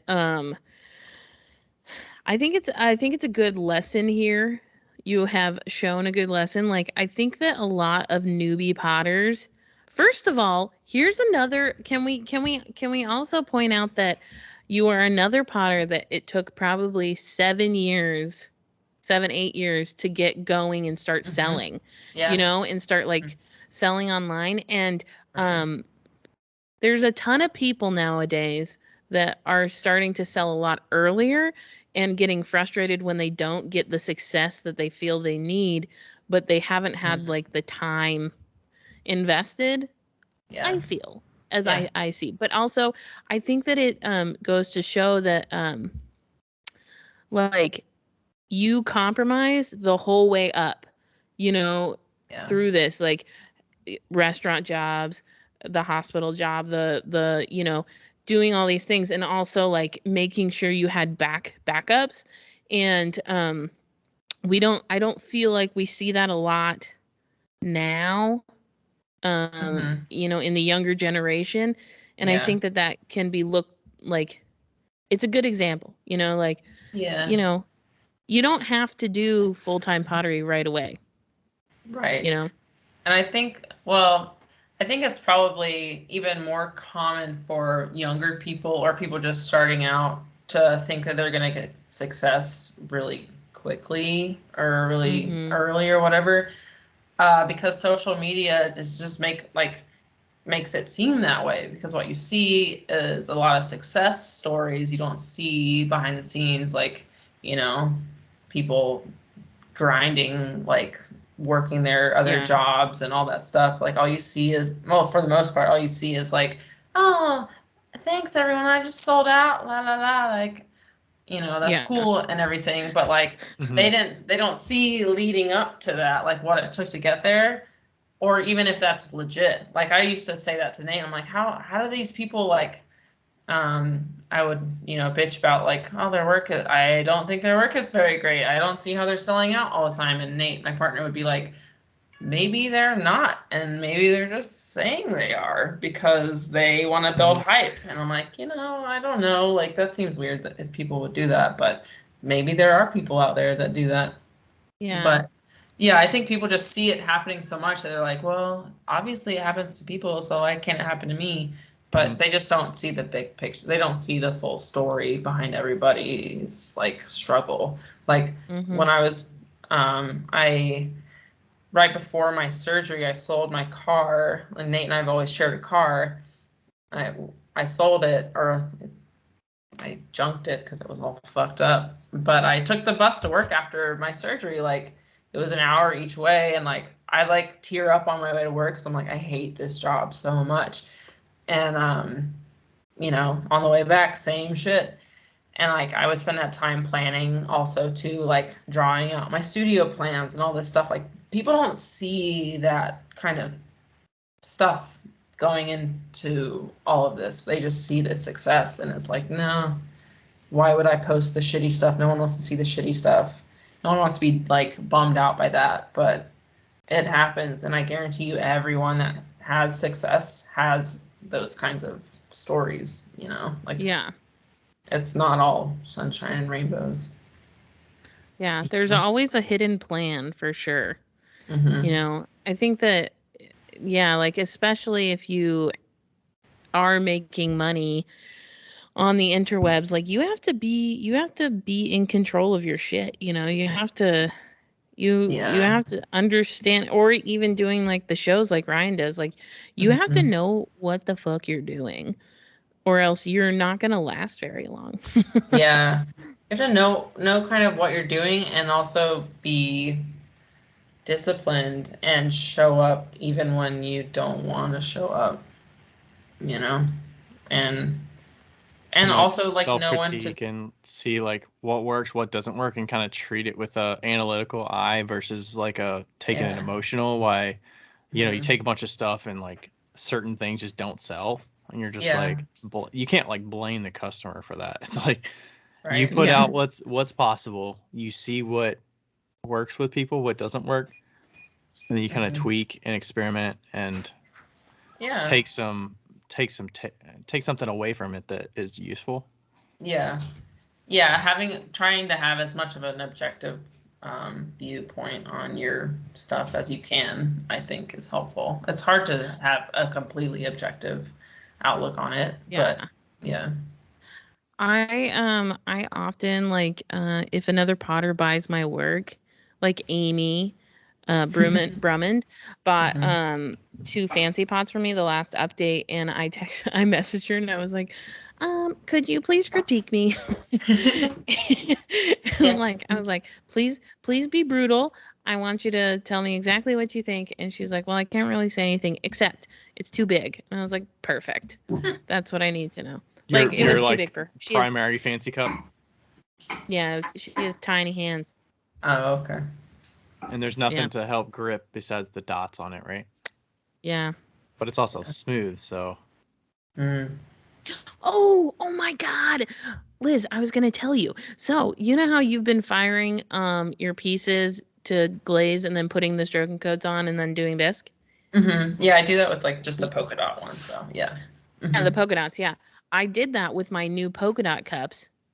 Nice. I sanded them. So I sanded them first, so they're all super fucking smooth. And then I did the polka dots on, and then I bisqued them, and they didn't get unsmooth, which would happen if you'd glazed it. And so anyway. Oh, okay. That's cool. Yeah. So like I wonder why that happens. Probably because like nothing's shrinking anymore. Like it's gone to glaze temp. Right. So there's nothing left to shrink. Yeah. That's cool. Because the manganese like pops out every time it does like a glaze firing. Oh yeah. That's cool. Yeah. Yeah. I would like to do a single firing. Because I think you could do like a single firing first with no glaze or anything on it, and then potentially just biscuit, I guess. But what about the inside of those though? You still have to do it. Yeah. Yeah. But you could stroke and coat the inside green, then fire it to glaze temp, single fire it, and then add the dots and then bisque fire it. Right? You would think. I can't, but you could. So you could. Okay. I can't because I have to, between the bisque and the glaze, I sand the piece. So the piece is actually sanded twice. So once after bisque and then once after glaze. And so and that step is super crucial because if I don't sand it at bisque stage, it takes fucking ever to sand it at glaze. Okay. Gotcha. Yeah. Interesting. Yeah. I didn't realize. I guess I thought you could just like sand it all after it was glazed, but yeah, you don't want it to take forever. And like wear down your tool, like your sanding pads too. Yeah. Because not everybody has enough money to buy diamond cores. Sanding pads. Yeah, I just got some from Clay King, not diamond core. I got some Clay King ones. They're like $10. So we'll see how they go. Oh. Becca, you're never gonna be satisfied with these sanding pads. No, now it's just a fucking joke. Now I can't not like rag on them. They are expensive, though. They're expensive. Yeah. Yeah. But do they last a long time? If they last yeah. Maybe they're worth it. I don't know. I mean, it depends who you are. Like, Isaac's sanding pads are fucking toast. like one pot. Isaac's shoes sanding pad, like his 800 is totally gone. He was like, "Oh yeah, we need to get a new one." I'm like, "This is garbage." like I think he got new ones at Ensika, but yeah, they sand so many things that they definitely get their money's worth out of that.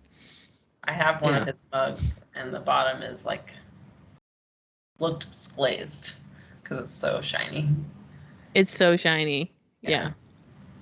So how do you say? Because I forgot to mention this at the beginning, but Liz, I just got your mug in the mail today. Yeah. It was very nicely packaged. Had the string and had a little magnet on there and a pen. I think it was a pendant. Mm-hmm. You got the magnet. I don't send to everybody. I just had an extra one, and I was like, I'm gonna give this to Ryan because he'll appreciate it. Thank you. I do appreciate that. Put it right on the fridge. Nice. And then I was like, Rachel, you got a little pendant if you want to do something with it. So. Oh yeah, for sure. Yeah, it was all nicely packaged, and then we got a little plant in there too. So we're gonna trade mugs or whatever I end up sending. I think you said it doesn't have to be a mug, but yeah, whatever you want, just not a yarn bowl because I don't knit. I'm not gonna send you a yarn bowl. Very reluctant to send anybody a yarn bowl. It's like, hey, unless you Buy know it if them. you want Like, it, but I'm not yeah. going to send it to you. Yeah. Yeah. If you know they're like super into knitting, maybe. Yeah. The only person that would be like realistic is Rebecca. Rebecca knits. Yeah. A lot. Yeah. Yeah. Oh, so I was asking how do you sand them? Because I think the bottom was sanded, and it's a speckled buff, so it is a little grittier. Yeah, it's hard to get it super smooth. And even when I sand them, I don't like the way it looks.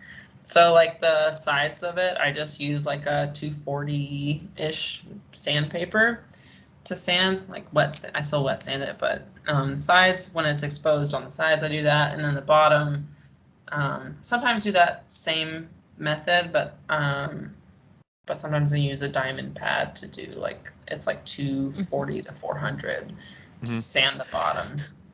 Yeah. So I'd like to get them super smooth, but like it turns it white.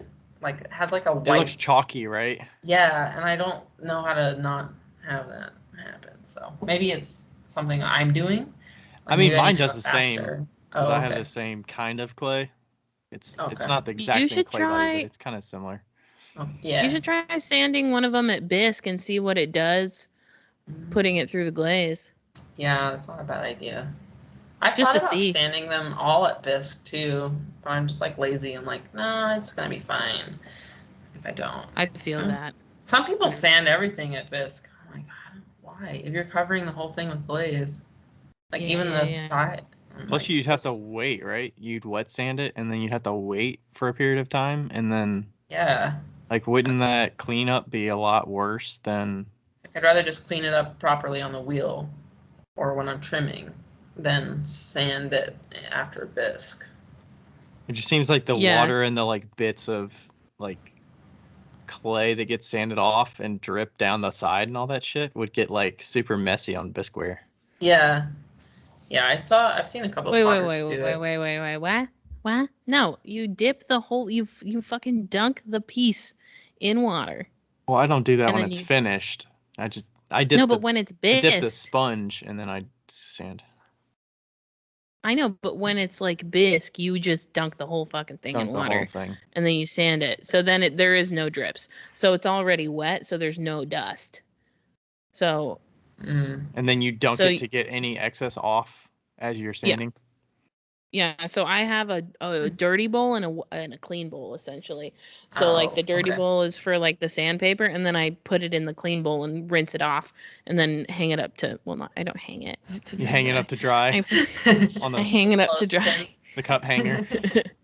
Yeah, but here's the thing, right? If you have a speckled clay, it's still going to come out.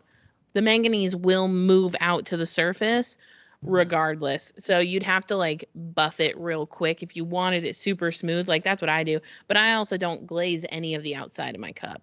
Yeah. So I'll try especially on like the kind of mug I sent Ryan with it's like shapes that are glazed, but a lot of it is raw clay. Maybe I'll try sanding it before I glaze it, like when it's bisqued. Yeah, why not? Try it out. What happens? Because and then the bottom. Then you could just skip that step afterwards. Yeah, or that step might be super quick instead of like. Yeah. I'll try it. I was curious about your assistant that you have helping you. How because often... of us, by the way. Yeah, because of us. Oh, really? Oh. Yeah. Well, you should tell that story, and then I was wondering what they're helping you with and how often they're helping you. Yeah, for sure. So her name is Hannah Lim. She's super great. She listens to y'all's podcast, and I had submitted a question saying, this was when I was like feeling a little overwhelmed, I think, and you guys had talked about at certain points like your assistants and stuff, and I was like, when's a good time to hire an assistant? Like, when should I do that? When is it smart? And like, how do you go about doing it? Like paying and like all that stuff. Insurance. I knew you didn't need to like. Episode. Oh yeah. Oh yeah, that's what I'm doing. It's in there somewhere. Yeah. So I submitted a question. You guys answered it on one of your episodes, and she heard it. And she lives in Colorado. She's in Parker, And so she reached out to me and was like, hey, I heard the question you submitted on Wheel Talk. And are you looking for someone to help you? And I was like, at that point, I wasn't actually like looking for someone. I was just like, I need to think about looking for someone. And when she reached out, I was like, you know what? Let's just see how this goes. So I was like, let's meet, let's talk, see what you're looking for, what your experience is, and what you're willing to do. And it worked out, and she started working for me back in August of 2020, yeah, this past year. So yeah, she's still working for me. She does 2 days a week, Wednesdays and Fridays for about 6 hours. Oh wow. And yeah, so it's pretty part-time, but still a good amount for me. It helps a lot for me. She does a lot of, I have her do some glazing stuff, like when I just do the taped designs and I don't do the carving, like I'll have her do that glazing. She does other random things for me, weighing clay. I had her make those little pendant things that I sent out. What else? A lot of random things. It's like, making glazes. She's helped with glazes. And she has a degree from, I can't remember, UNC, University of Northern Colorado, in ceramics. Really? Yeah. So yeah, she has a background, which helps. So I don't have to we're not starting from square one, with ceramics. Yeah. So yeah, she does, and then she'll help tape certain designs, like the really basic ones, and yeah, those kind of random things. Nice. It's nice to hear that she reached out to you. That probably made it a little, I mean, it kind of got your butt in gear a little bit to decide, because you're like, I have this opportunity. I don't even have to go around and post an Instagram post and make sure I get all of my requirements in there and everything you need. Yeah, it was nice. It was it came when it was needed, I think, which is good. It worked out really well. Yeah. It looked like I found the episode. I think it's 89. Do you need help in your studio? That was from May of 2021. If that was the right episode. The right timeline. Yeah. So if she heard that in May-ish, and August is when we talked and started. Yeah. Look at us. This is like a real life success story. Hell yeah. I mean, yeah, and you guys helped me. I mean, it's helped push my business a little bit further, quicker, because of that. So that's Is it harder to make that I mean, it's nice to have people help you with certain parts of it. Was it hard with having to pay somebody for 6 hours each day for 2 days a week? And it's you can kind of mathematically figure that out. It's what should I have them do that's going to make me the most profit to make it easy? Yeah. Yeah, I think of it as now I know the kinds of things that I want her to do and that she can do, and I feel comfortable having her do. And so if that stuff comes up throughout the week when she's not around, I'm like, okay, that can wait. I'll have her do that. And then I'll work on, the throwing and trimming and carving, those kinds of things that I'm not going to have anybody else do. Yeah, so it's kind of weird to think. Does it affect your workflow too, of what you need to focus on so that you have work for her? Yeah, it does. But it's in a good way, because sometimes I'm like, I don't really want to do anything. It's oh, she's going to be here tomorrow, so I need to maybe make sure this and this is ready for her, so she can come in and she doesn't have to wait for me to do anything. So it's been good for me, I think, to have her there, not just to have her help with stuff, but to have it's kind of accountability for me to show up and kind of do things when I don't really want to do things, because I've been trying to have a philosophy of don't spend your whole life working, and enjoy time off and stuff. And so sometimes I take that to the extreme where I'm I just want to chill all day. I don't have to do any work. It's fine. I'm my own boss. Mm-hmm. But if she's coming the next day, it's no, you can't really think that way right now. Yeah. So, but I'm big on work-life balance right now. I've been trying to be good about that too. So, but it's good. Like having her helps me balance it out. Yeah. Yeah. It's weird though being in charge of someone else too. Yeah. Yeah, it is. And you're working in there at the same time that she's there, right? Most of the time, yeah. Sometimes, like if I know she's like good on something, if I have to run an errand or something, I'll like go do that. But most of the time, I try to work when she's there because, like, well, these are like normal hours that I should be working anyway, so I'm gonna do that. But yeah, it gets a little cramped in there too, but we make it work. Yeah, it's definitely a different skill set because you're like, besides just planning scheduling and planning your own schedule of what you need to do, it's like making it a good environment for somebody else to be in, as well as being a good, I would say, like leader, but also like telling them enough to get them to do what you expect in a good like quality that you would do yourself, or good enough quality that you would accept yourself. Yeah. And then giving them like feedback if there's something that like you want tweaked.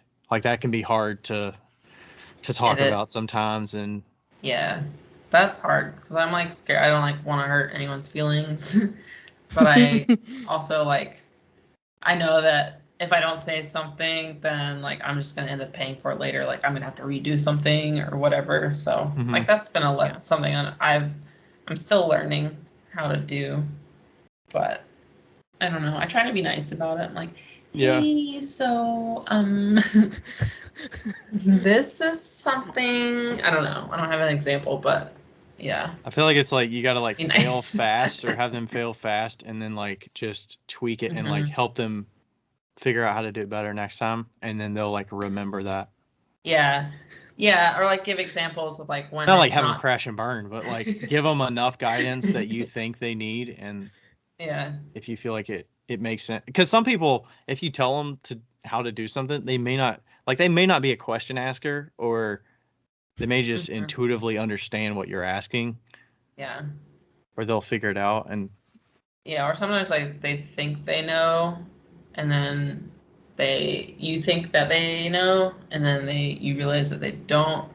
Like you didn't maybe communicate it the way that you thought you did, and then you're like, oh, I should have. That's my fault. I should have told you this and this. So that's another thing too. It's like you don't think about all the ways that someone could take the information you're giving them. It's like you're like you just have your own perspective and like, oh, that's how I would understand that instruction. So or even some things that you're just used to doing because you've been doing clay for like 7+ years that somebody coming in may not know. Something is like something that we've had to tweak a little bit is like having the right thickness of glaze and knowing how long to hold it in the glaze based on the type of glaze you're dipping it in, because this glaze looks different than this glaze, like thickness wise. You probably have fewer glazes because of you mostly have the white, but the stroke and coats and stuff, I'm sure painting them on is a little different, but like that's something that is intuitive to me because I've just been using these glazes for like years. But for somebody that's coming in new, this glaze is different from this bucket of glaze, and it's something to teach them a little bit, as you go. I try to like sometimes I'll tell her, I'm like, hey, I know like you might know this already, but I'm just gonna show you how I do it in case, like, so there's no confusion. And it's like, even if it's like me doing the same thing that she saw like 3 weeks ago or something, it's like, no, I want to make sure that I'm clear on how I'm telling you how to do it, just so we save both of both of ourselves like some struggle and having to redo shit and all that stuff. I find it funny, my progression in like owning my own studio and having employees, and like most of my employees were on the spectrum enough so that if you did say something that rocked them off, it would not be a productive day at all.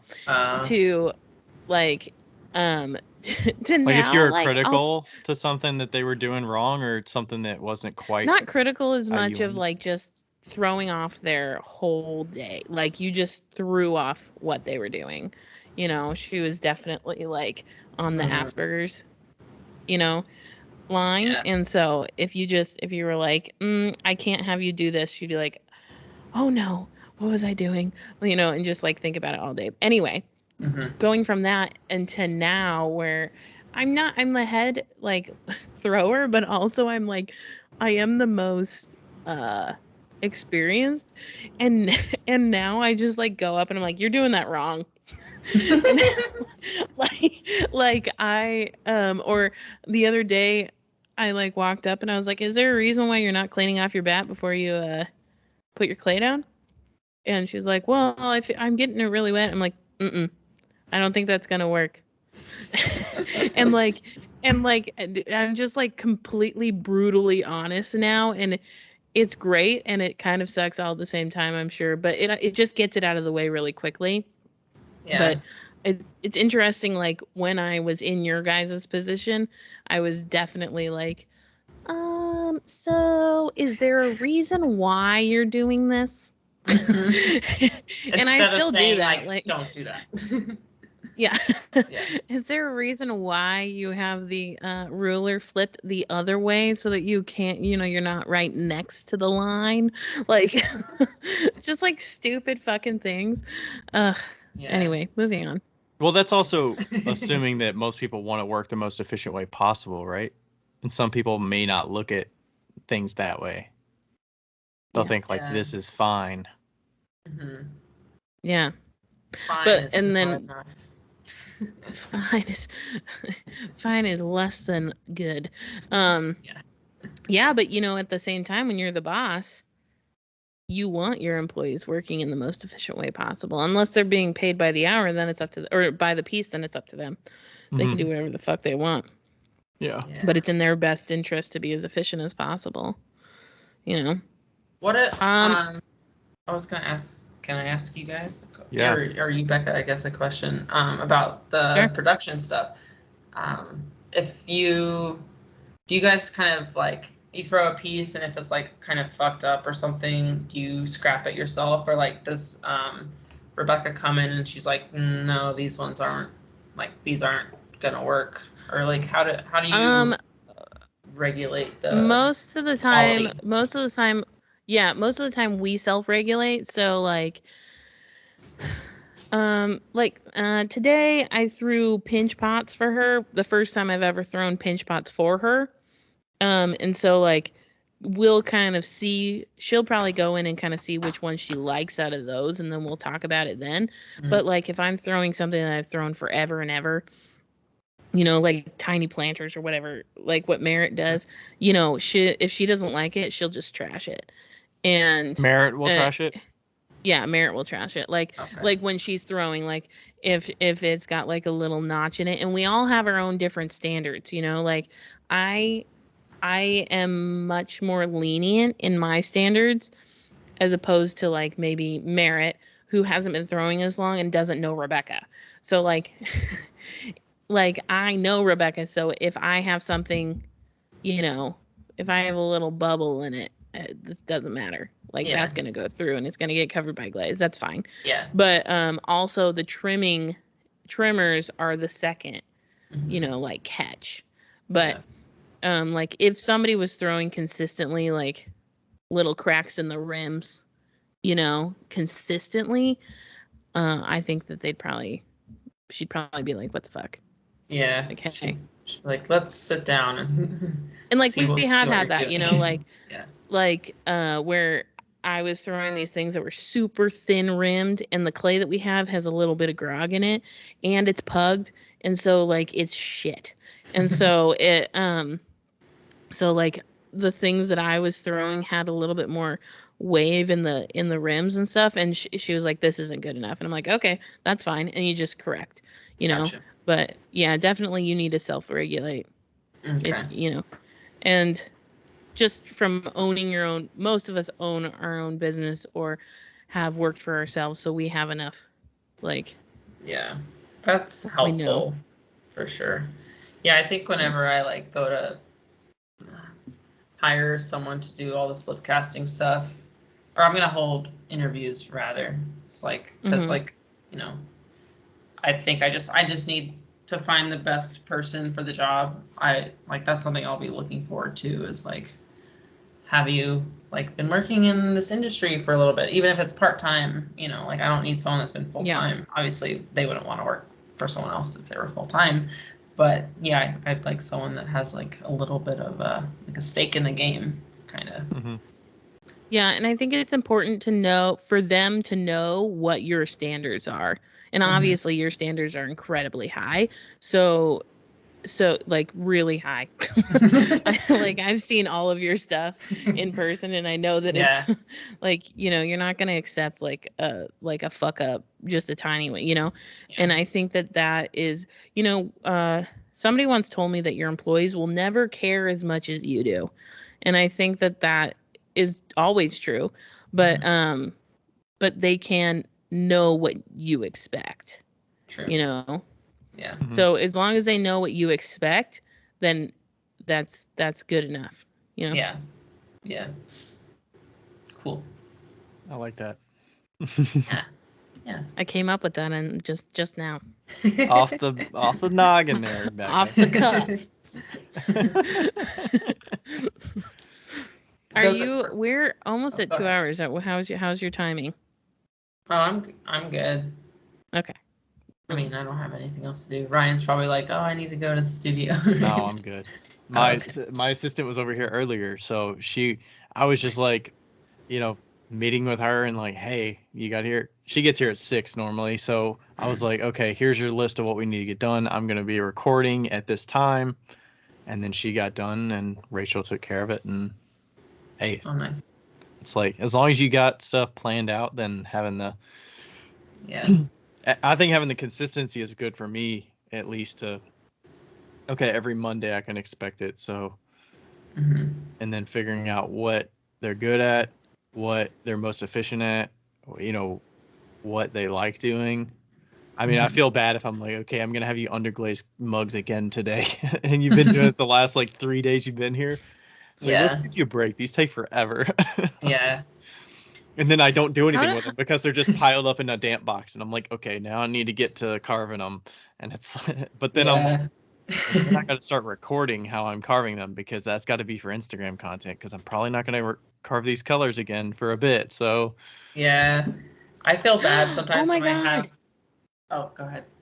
No, go on. I have an idea for Ryan after this. She feels bad sometimes when like Hannah will come in and do something, and then like the next time she's there again, like I have made no progress past like the stuff that she's done. On like, anything? No, or like no, on the things that she was working on, like. Oh, like you're supposed to. She passed the baton and you didn't pick up the baton. I didn't, because I have another baton to pick up. Yeah. So like, but if it's like she can pick it up the next time, it's like if I can leave that for her, then it's like something I know that she can do. So I don't need to worry about it for like, if she's there Friday and does that, then Wednesday comes around, it's still there and still needs to be done. But yeah. It's interesting. It's interesting how we as, I'm not going to say creatives, but people in like a more of a craft field feel that our employees / like assistants, like they need to feel value out of the job. Whereas like, when you have a job at like Burger King, you're like, fuck you. Yeah. And we're like, you have to do something different every single time or else you're going to get bored. And like, like we care so much because that's what we would want, and which is like, that's the best thing about being a home. They're also kind of like getting into that. Like, I know Erica, for instance, my assistant, she's like just kind of new into it, and she's got the itch to start selling a little bit, or, getting, is she going to get a wheel or get a kiln or like have her own studio and stuff. So like, I know these skills that she's like helping. The thing she's doing for me is going to make her so much more efficient in her own process, but also like, it's good to give her a bunch of extra tools under her belt as she's like, it's going to ramp her up so much quicker by doing these monotonous things for me. But Yeah. How far is Parker? Isn't it like 30 minutes? It's far. Yeah. It's like probably 30 to 40 minutes. Yeah, 40 minutes. Wow. Yeah. Wow. Yeah. My best friend in middle school moved to Parker, and I moved out there with them, and then we played board games with nothing in the house. Nice. They had a huge ass house. Anyway, Yeah. yeah, Parker's got a lot of big houses. Yeah. What's the Parker connection here? Is that where you live, Liz, or is that where your studio assistant comes from? And yeah, that's where she comes from. Yeah. Okay. Yeah. That's pretty far to travel for that, but it's cool that she's dedicated. Okay. I guess that's why you're there for 6 hours, right? You got to make it worth your while. Yeah. Yeah. Yeah. It is hard sometimes. I'm like, I don't know if I ever something to fill 6 hours, but most of the time I can find stuff to do. Yeah. Okay, Ryan, here's my idea. Okay, you need to do a reel, and every time you carve a pot, it changes colors. Oh, that's a good idea. Every single carving or every line? Every single like line. Like vertical line? Yeah, vertical line, and then it switches a color, and then you do a vertical line, it switches a color. Okay. Because I got a bin of rainbow pots here. I got like fucking 10 colors right now that are like ready to go. Nice. Well, you video them before Friday, and we can work on it on Sunday. Before Friday? Are you kidding me? Hop to it. That ain't gonna fucking happen. Or we'll do it. Okay, we'll do it when I'm out there next. How long does it take you to carve one of those? One mug is probably about 5 minutes. Okay. Cool. Well, you could get them done by Friday. You're just being lazy. At least one of each color. Yeah, one of each color. But I save all the trim. I don't know. I feel like if I'm gonna trim, I've only got 2 of each color. So like, if I'm gonna trim one, I might as well trim 2. Right. Yeah. If you're pulling it out and doing all that stuff, yeah. Well, you just need a video carving the whole mug. You don't need a video like carving and then stopping, because we can edit it. Yeah. I don't know. I mean, I'd probably just do that's a lot of videos, though. No, it's like 10 videos that are 5 minutes each. It's fine. And then we'll cut them together, and then you'll delete all the videos. Mm-hmm. It's fine. What app do you use to edit your videos? Edit videos? Oh, you don't edit? I don't edit anything. I use Reels to edit. Oh, I can't. I've never actually used Reels to edit. Well, not edit, but I mean, I use an app called and then cut it down. Oh, okay. Oh, yeah. I either use TikTok or I use the app called Cut. Usually I use Cut.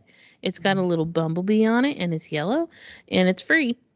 And it will export it into like 720, 14, whatever, blah, blah, blah, 480. But I haven't had any What are you recording that with, a potato?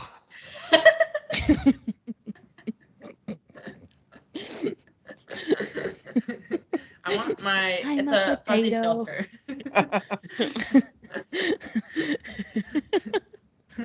It's supposed to look vintage.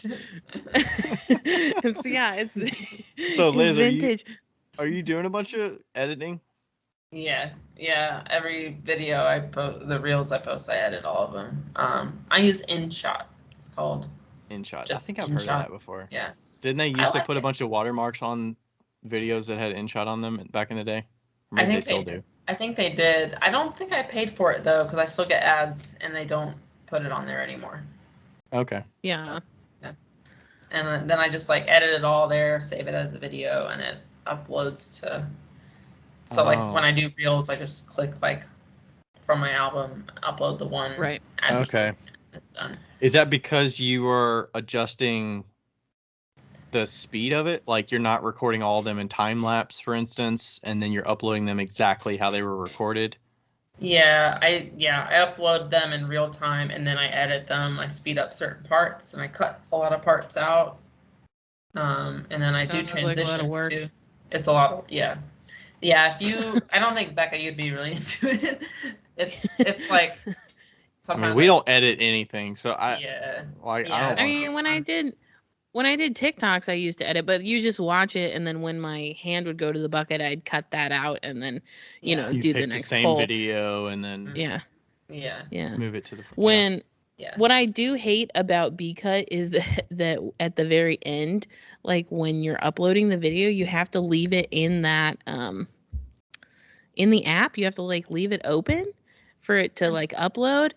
And I have such shit like I don't have internet in my apartment. I have like terrible reception everywhere. It takes like 20 minutes. Oh God. So it doesn't save to your camera roll. It actually. No, it does save to the camera roll. You just can't exit out of the app Just while takes it's 20 uploading minutes. to the camera roll. Yeah. Oh my gosh. InShot's like that too. Yeah. But I have, I guess, maybe better reception. Yeah. Oh, I'm sure you do. I don't even have internet. Yeah. I was at Costco the other day. It was like the highlight of my life. This lady was like, "Oh, who do you have for your internet service?" And I was like, "I don't have internet." And she's like, "Do you need internet? Are you moving?" And I was like, "No, I just don't want it." Like, what? Are you a millennial? She's like, good for you. Never talk Okay, to boomer. Oh my gosh. Awesome. I think I actually just saw. It's weird because we have different accounts, right? So we like get on the Wheel Talk account or whatever, and I was looking at the reels on Wheel Talk, and I think they have a new setting. If you upload a video to it, you can actually change the speed at which you want to show it. Like you can change it if it was at 1 time speed, you could change it to like 2 or 4 times speed or whatever inside of They reels, should have had that. which is cool. They should have had that from the beginning. They didn't have that from. I've never done it on reels. So the way I do the reels, I just record them at whatever I want on my phone. Typically, I use Hyperlapse to record, and then I know about how long I want the clip to be. So if I'm glazing, for instance, I'll probably dip it, and then you can change between like 6 times as default, but you can change it to 4, and you can see what the end result speed time is going to be, total time. And then that's kind of what I gauge based on like what attention span is going to take to show this certain step, and then I just save it in whatever speed. But and then I just piece those together. Yeah. Fucking reels, man. I know. But then I'll lose track because I've got like a whole bunch of videos, and then I'm like, you can only see this thumbnail is just what you start with, and I'm like, what the hell was this? And you're like, I'm trying to piece all these together, like before and after, and I'm gonna record the after 3 days later or 4 days later. It's like, it's a whole job in itself to do all the Instagram stuff. Yeah. I started just taking all of my old TikTok videos and transferring them to reels. I was like, fuck it. I don't care. I don't care if it's got the TikTok logo on it. I don't care. So many people do that. Yeah, I don't think it matters. I think it's still, people are still going to watch it if it's good, you know? I think people are looking at yours, Becca, for the captions. For the what? I think people are reading your captions. Are they? What's on my captions? Your captions are like, don't give a fuck attitude. Like that. People love that. You get so many comments, and I'm like, oh my gosh, Becca never posts, and she gets like 30 comments. Oh, that last one that I... Well, you're getting into the discussion ones, but like some people just randomly comment, and they're like, I fucking love it. Yeah, like the last one that... Holy shit. Oh my God, that one that... the one that I was like... when people won't sell something because they don't like it. I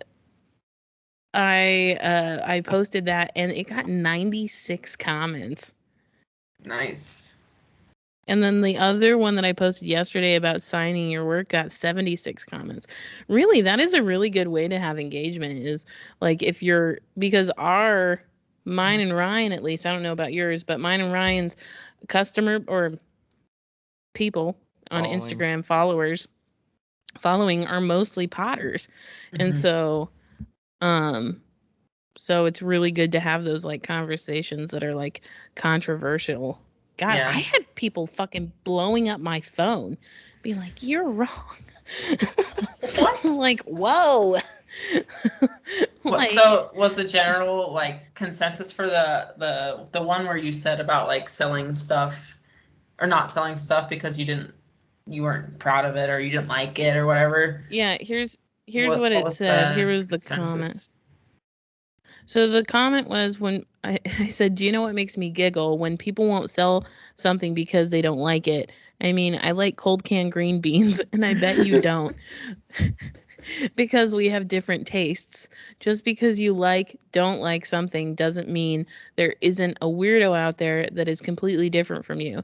I guess I've never understood that in a whole body of work, if one is something you don't like, why would you scrap it?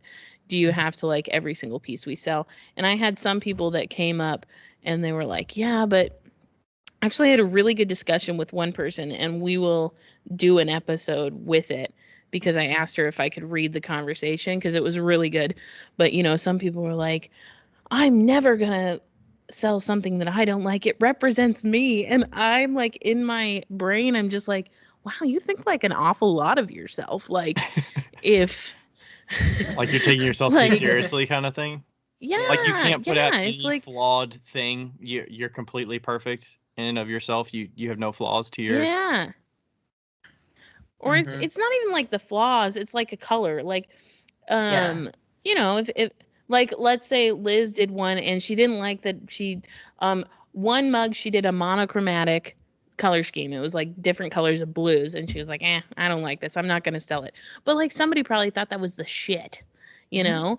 And it's like, it didn't go with the work. And then somebody goes, well, my line of work, represents me. And I'm like, yeah, but a bunch of different people are buying it. Yeah. Not one person isn't buying your whole line of work unless you're Isaac Shue. And then one person bought his the Kansas line, the Kansas like mug collection that he did, like the Toto, we're not in Kansas anymore.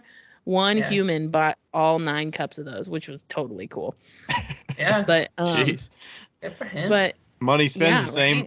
Right? Yeah. Exactly. I don't care why you buy it.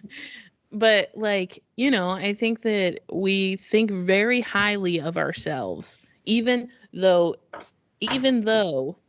typically we think actually not highly of ourselves. Like, as who we are, we're very critical of ourselves. But then when it comes to like somebody questioning whether you'd sell something or not, you're like, oh no, I could never. Yeah. And but it is interesting just the way that people think. And I mean, I don't think there's a right or a wrong answer. I just think that it's a good discussion point. Yeah. I mean, I feel like if there's nothing like flawed with it to a point where like it's not usable, then why not? So what are you gonna do with it? Throw it away? That's wasteful. Right. Yeah, you're gonna smash it up. I mean, somebody will love it. I've seen people buy cups with cracks in the rims, and I have cups with cracks in the rims, and I use them frequently. And I think that we underestimate the love of weirdness and quirkiness. Yeah. I had so I posted a bunch of seconds like a video of like a bunch of seconds of the slipcast planners that I made.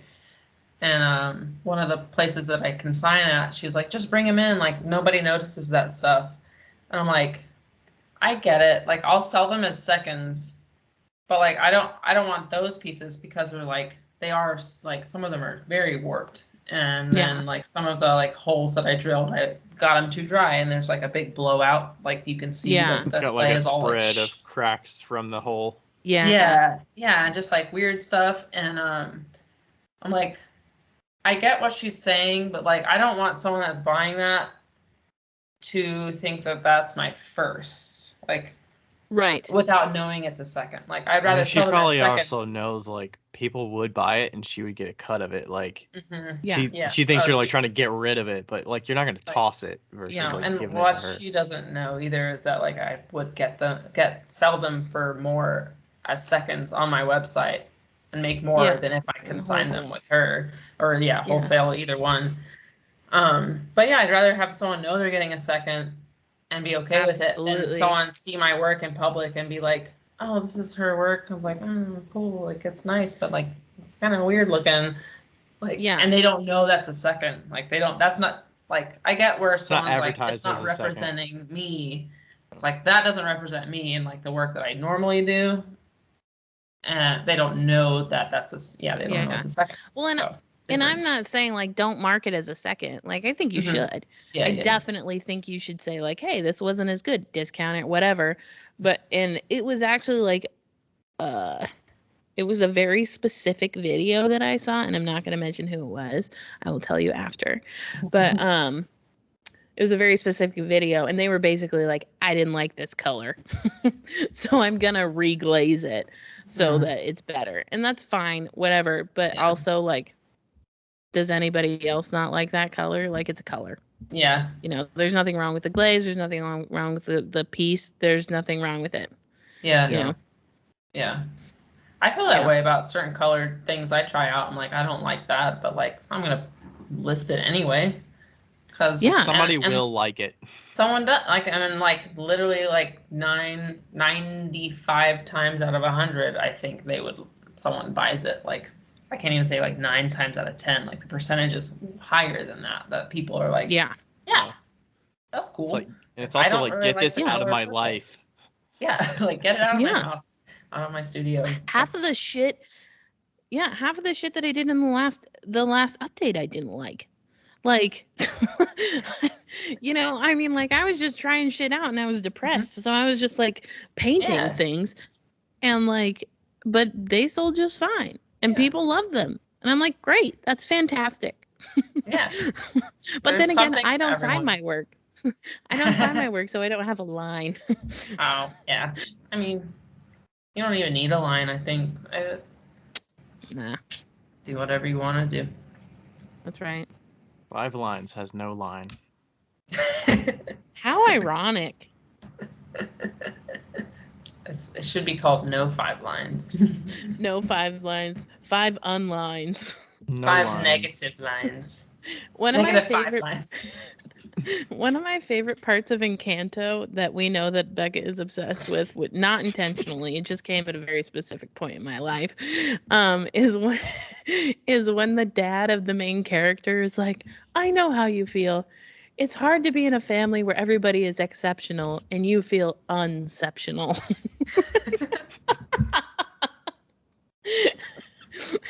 You just made up a word. Yes. Unceptional. Oh, yeah. Unceptional. Unceptional. I like how you love that movie so much. I don't actually. I do like it, but I don't. Yeah, Becca sent me that video of that intro. What is it? Family Madrigal? Madrigal, but yes. Madrigal, sorry. Madrigal. All these pronunciations, that damn story with pronunciations of the word envelope. It's like, get the fuck out of here, people. I think I'm envelope. I say envelope. Yeah, you didn't even choose the one that I use. I use envelope. Mm-hmm. But then again, I say pillow. So it was more between in and on. Envelope or envelope. And people were like, envelope. You missed the EN. And I'm like, you did. But I'm like, they sound, envelope sounds so much like N-I-N. Envelope, envelope, envelope, envelope, envelope. And then really Southern is like, envelope. Envelope. Envelope. Yeah. Southerners like to add an extra syllable to every word. Yeah. Love it. Okay, well, we should probably wrap up. Yeah. Anything else? How do people find you? Best place to find you, Liz? Liz Cohen Ceramics is my Instagram and Facebook thing. And then LizCohenCeramics.com is my website. That's C-O-H-E-N. Yep, C-O-H-E-N. Yeah, that's the only things I have. I don't do the TikToks or the TikToks, the tweeters or any of that stuff. Yeah, I've never had a Twitter. Becca, have you ever had a Twitter before? Twitter very much. Oh my God, I tried to do Twitter like 4 times. I think I tried in like 2008, probably 2012, maybe not 2008, maybe 2012, 2014, 2018.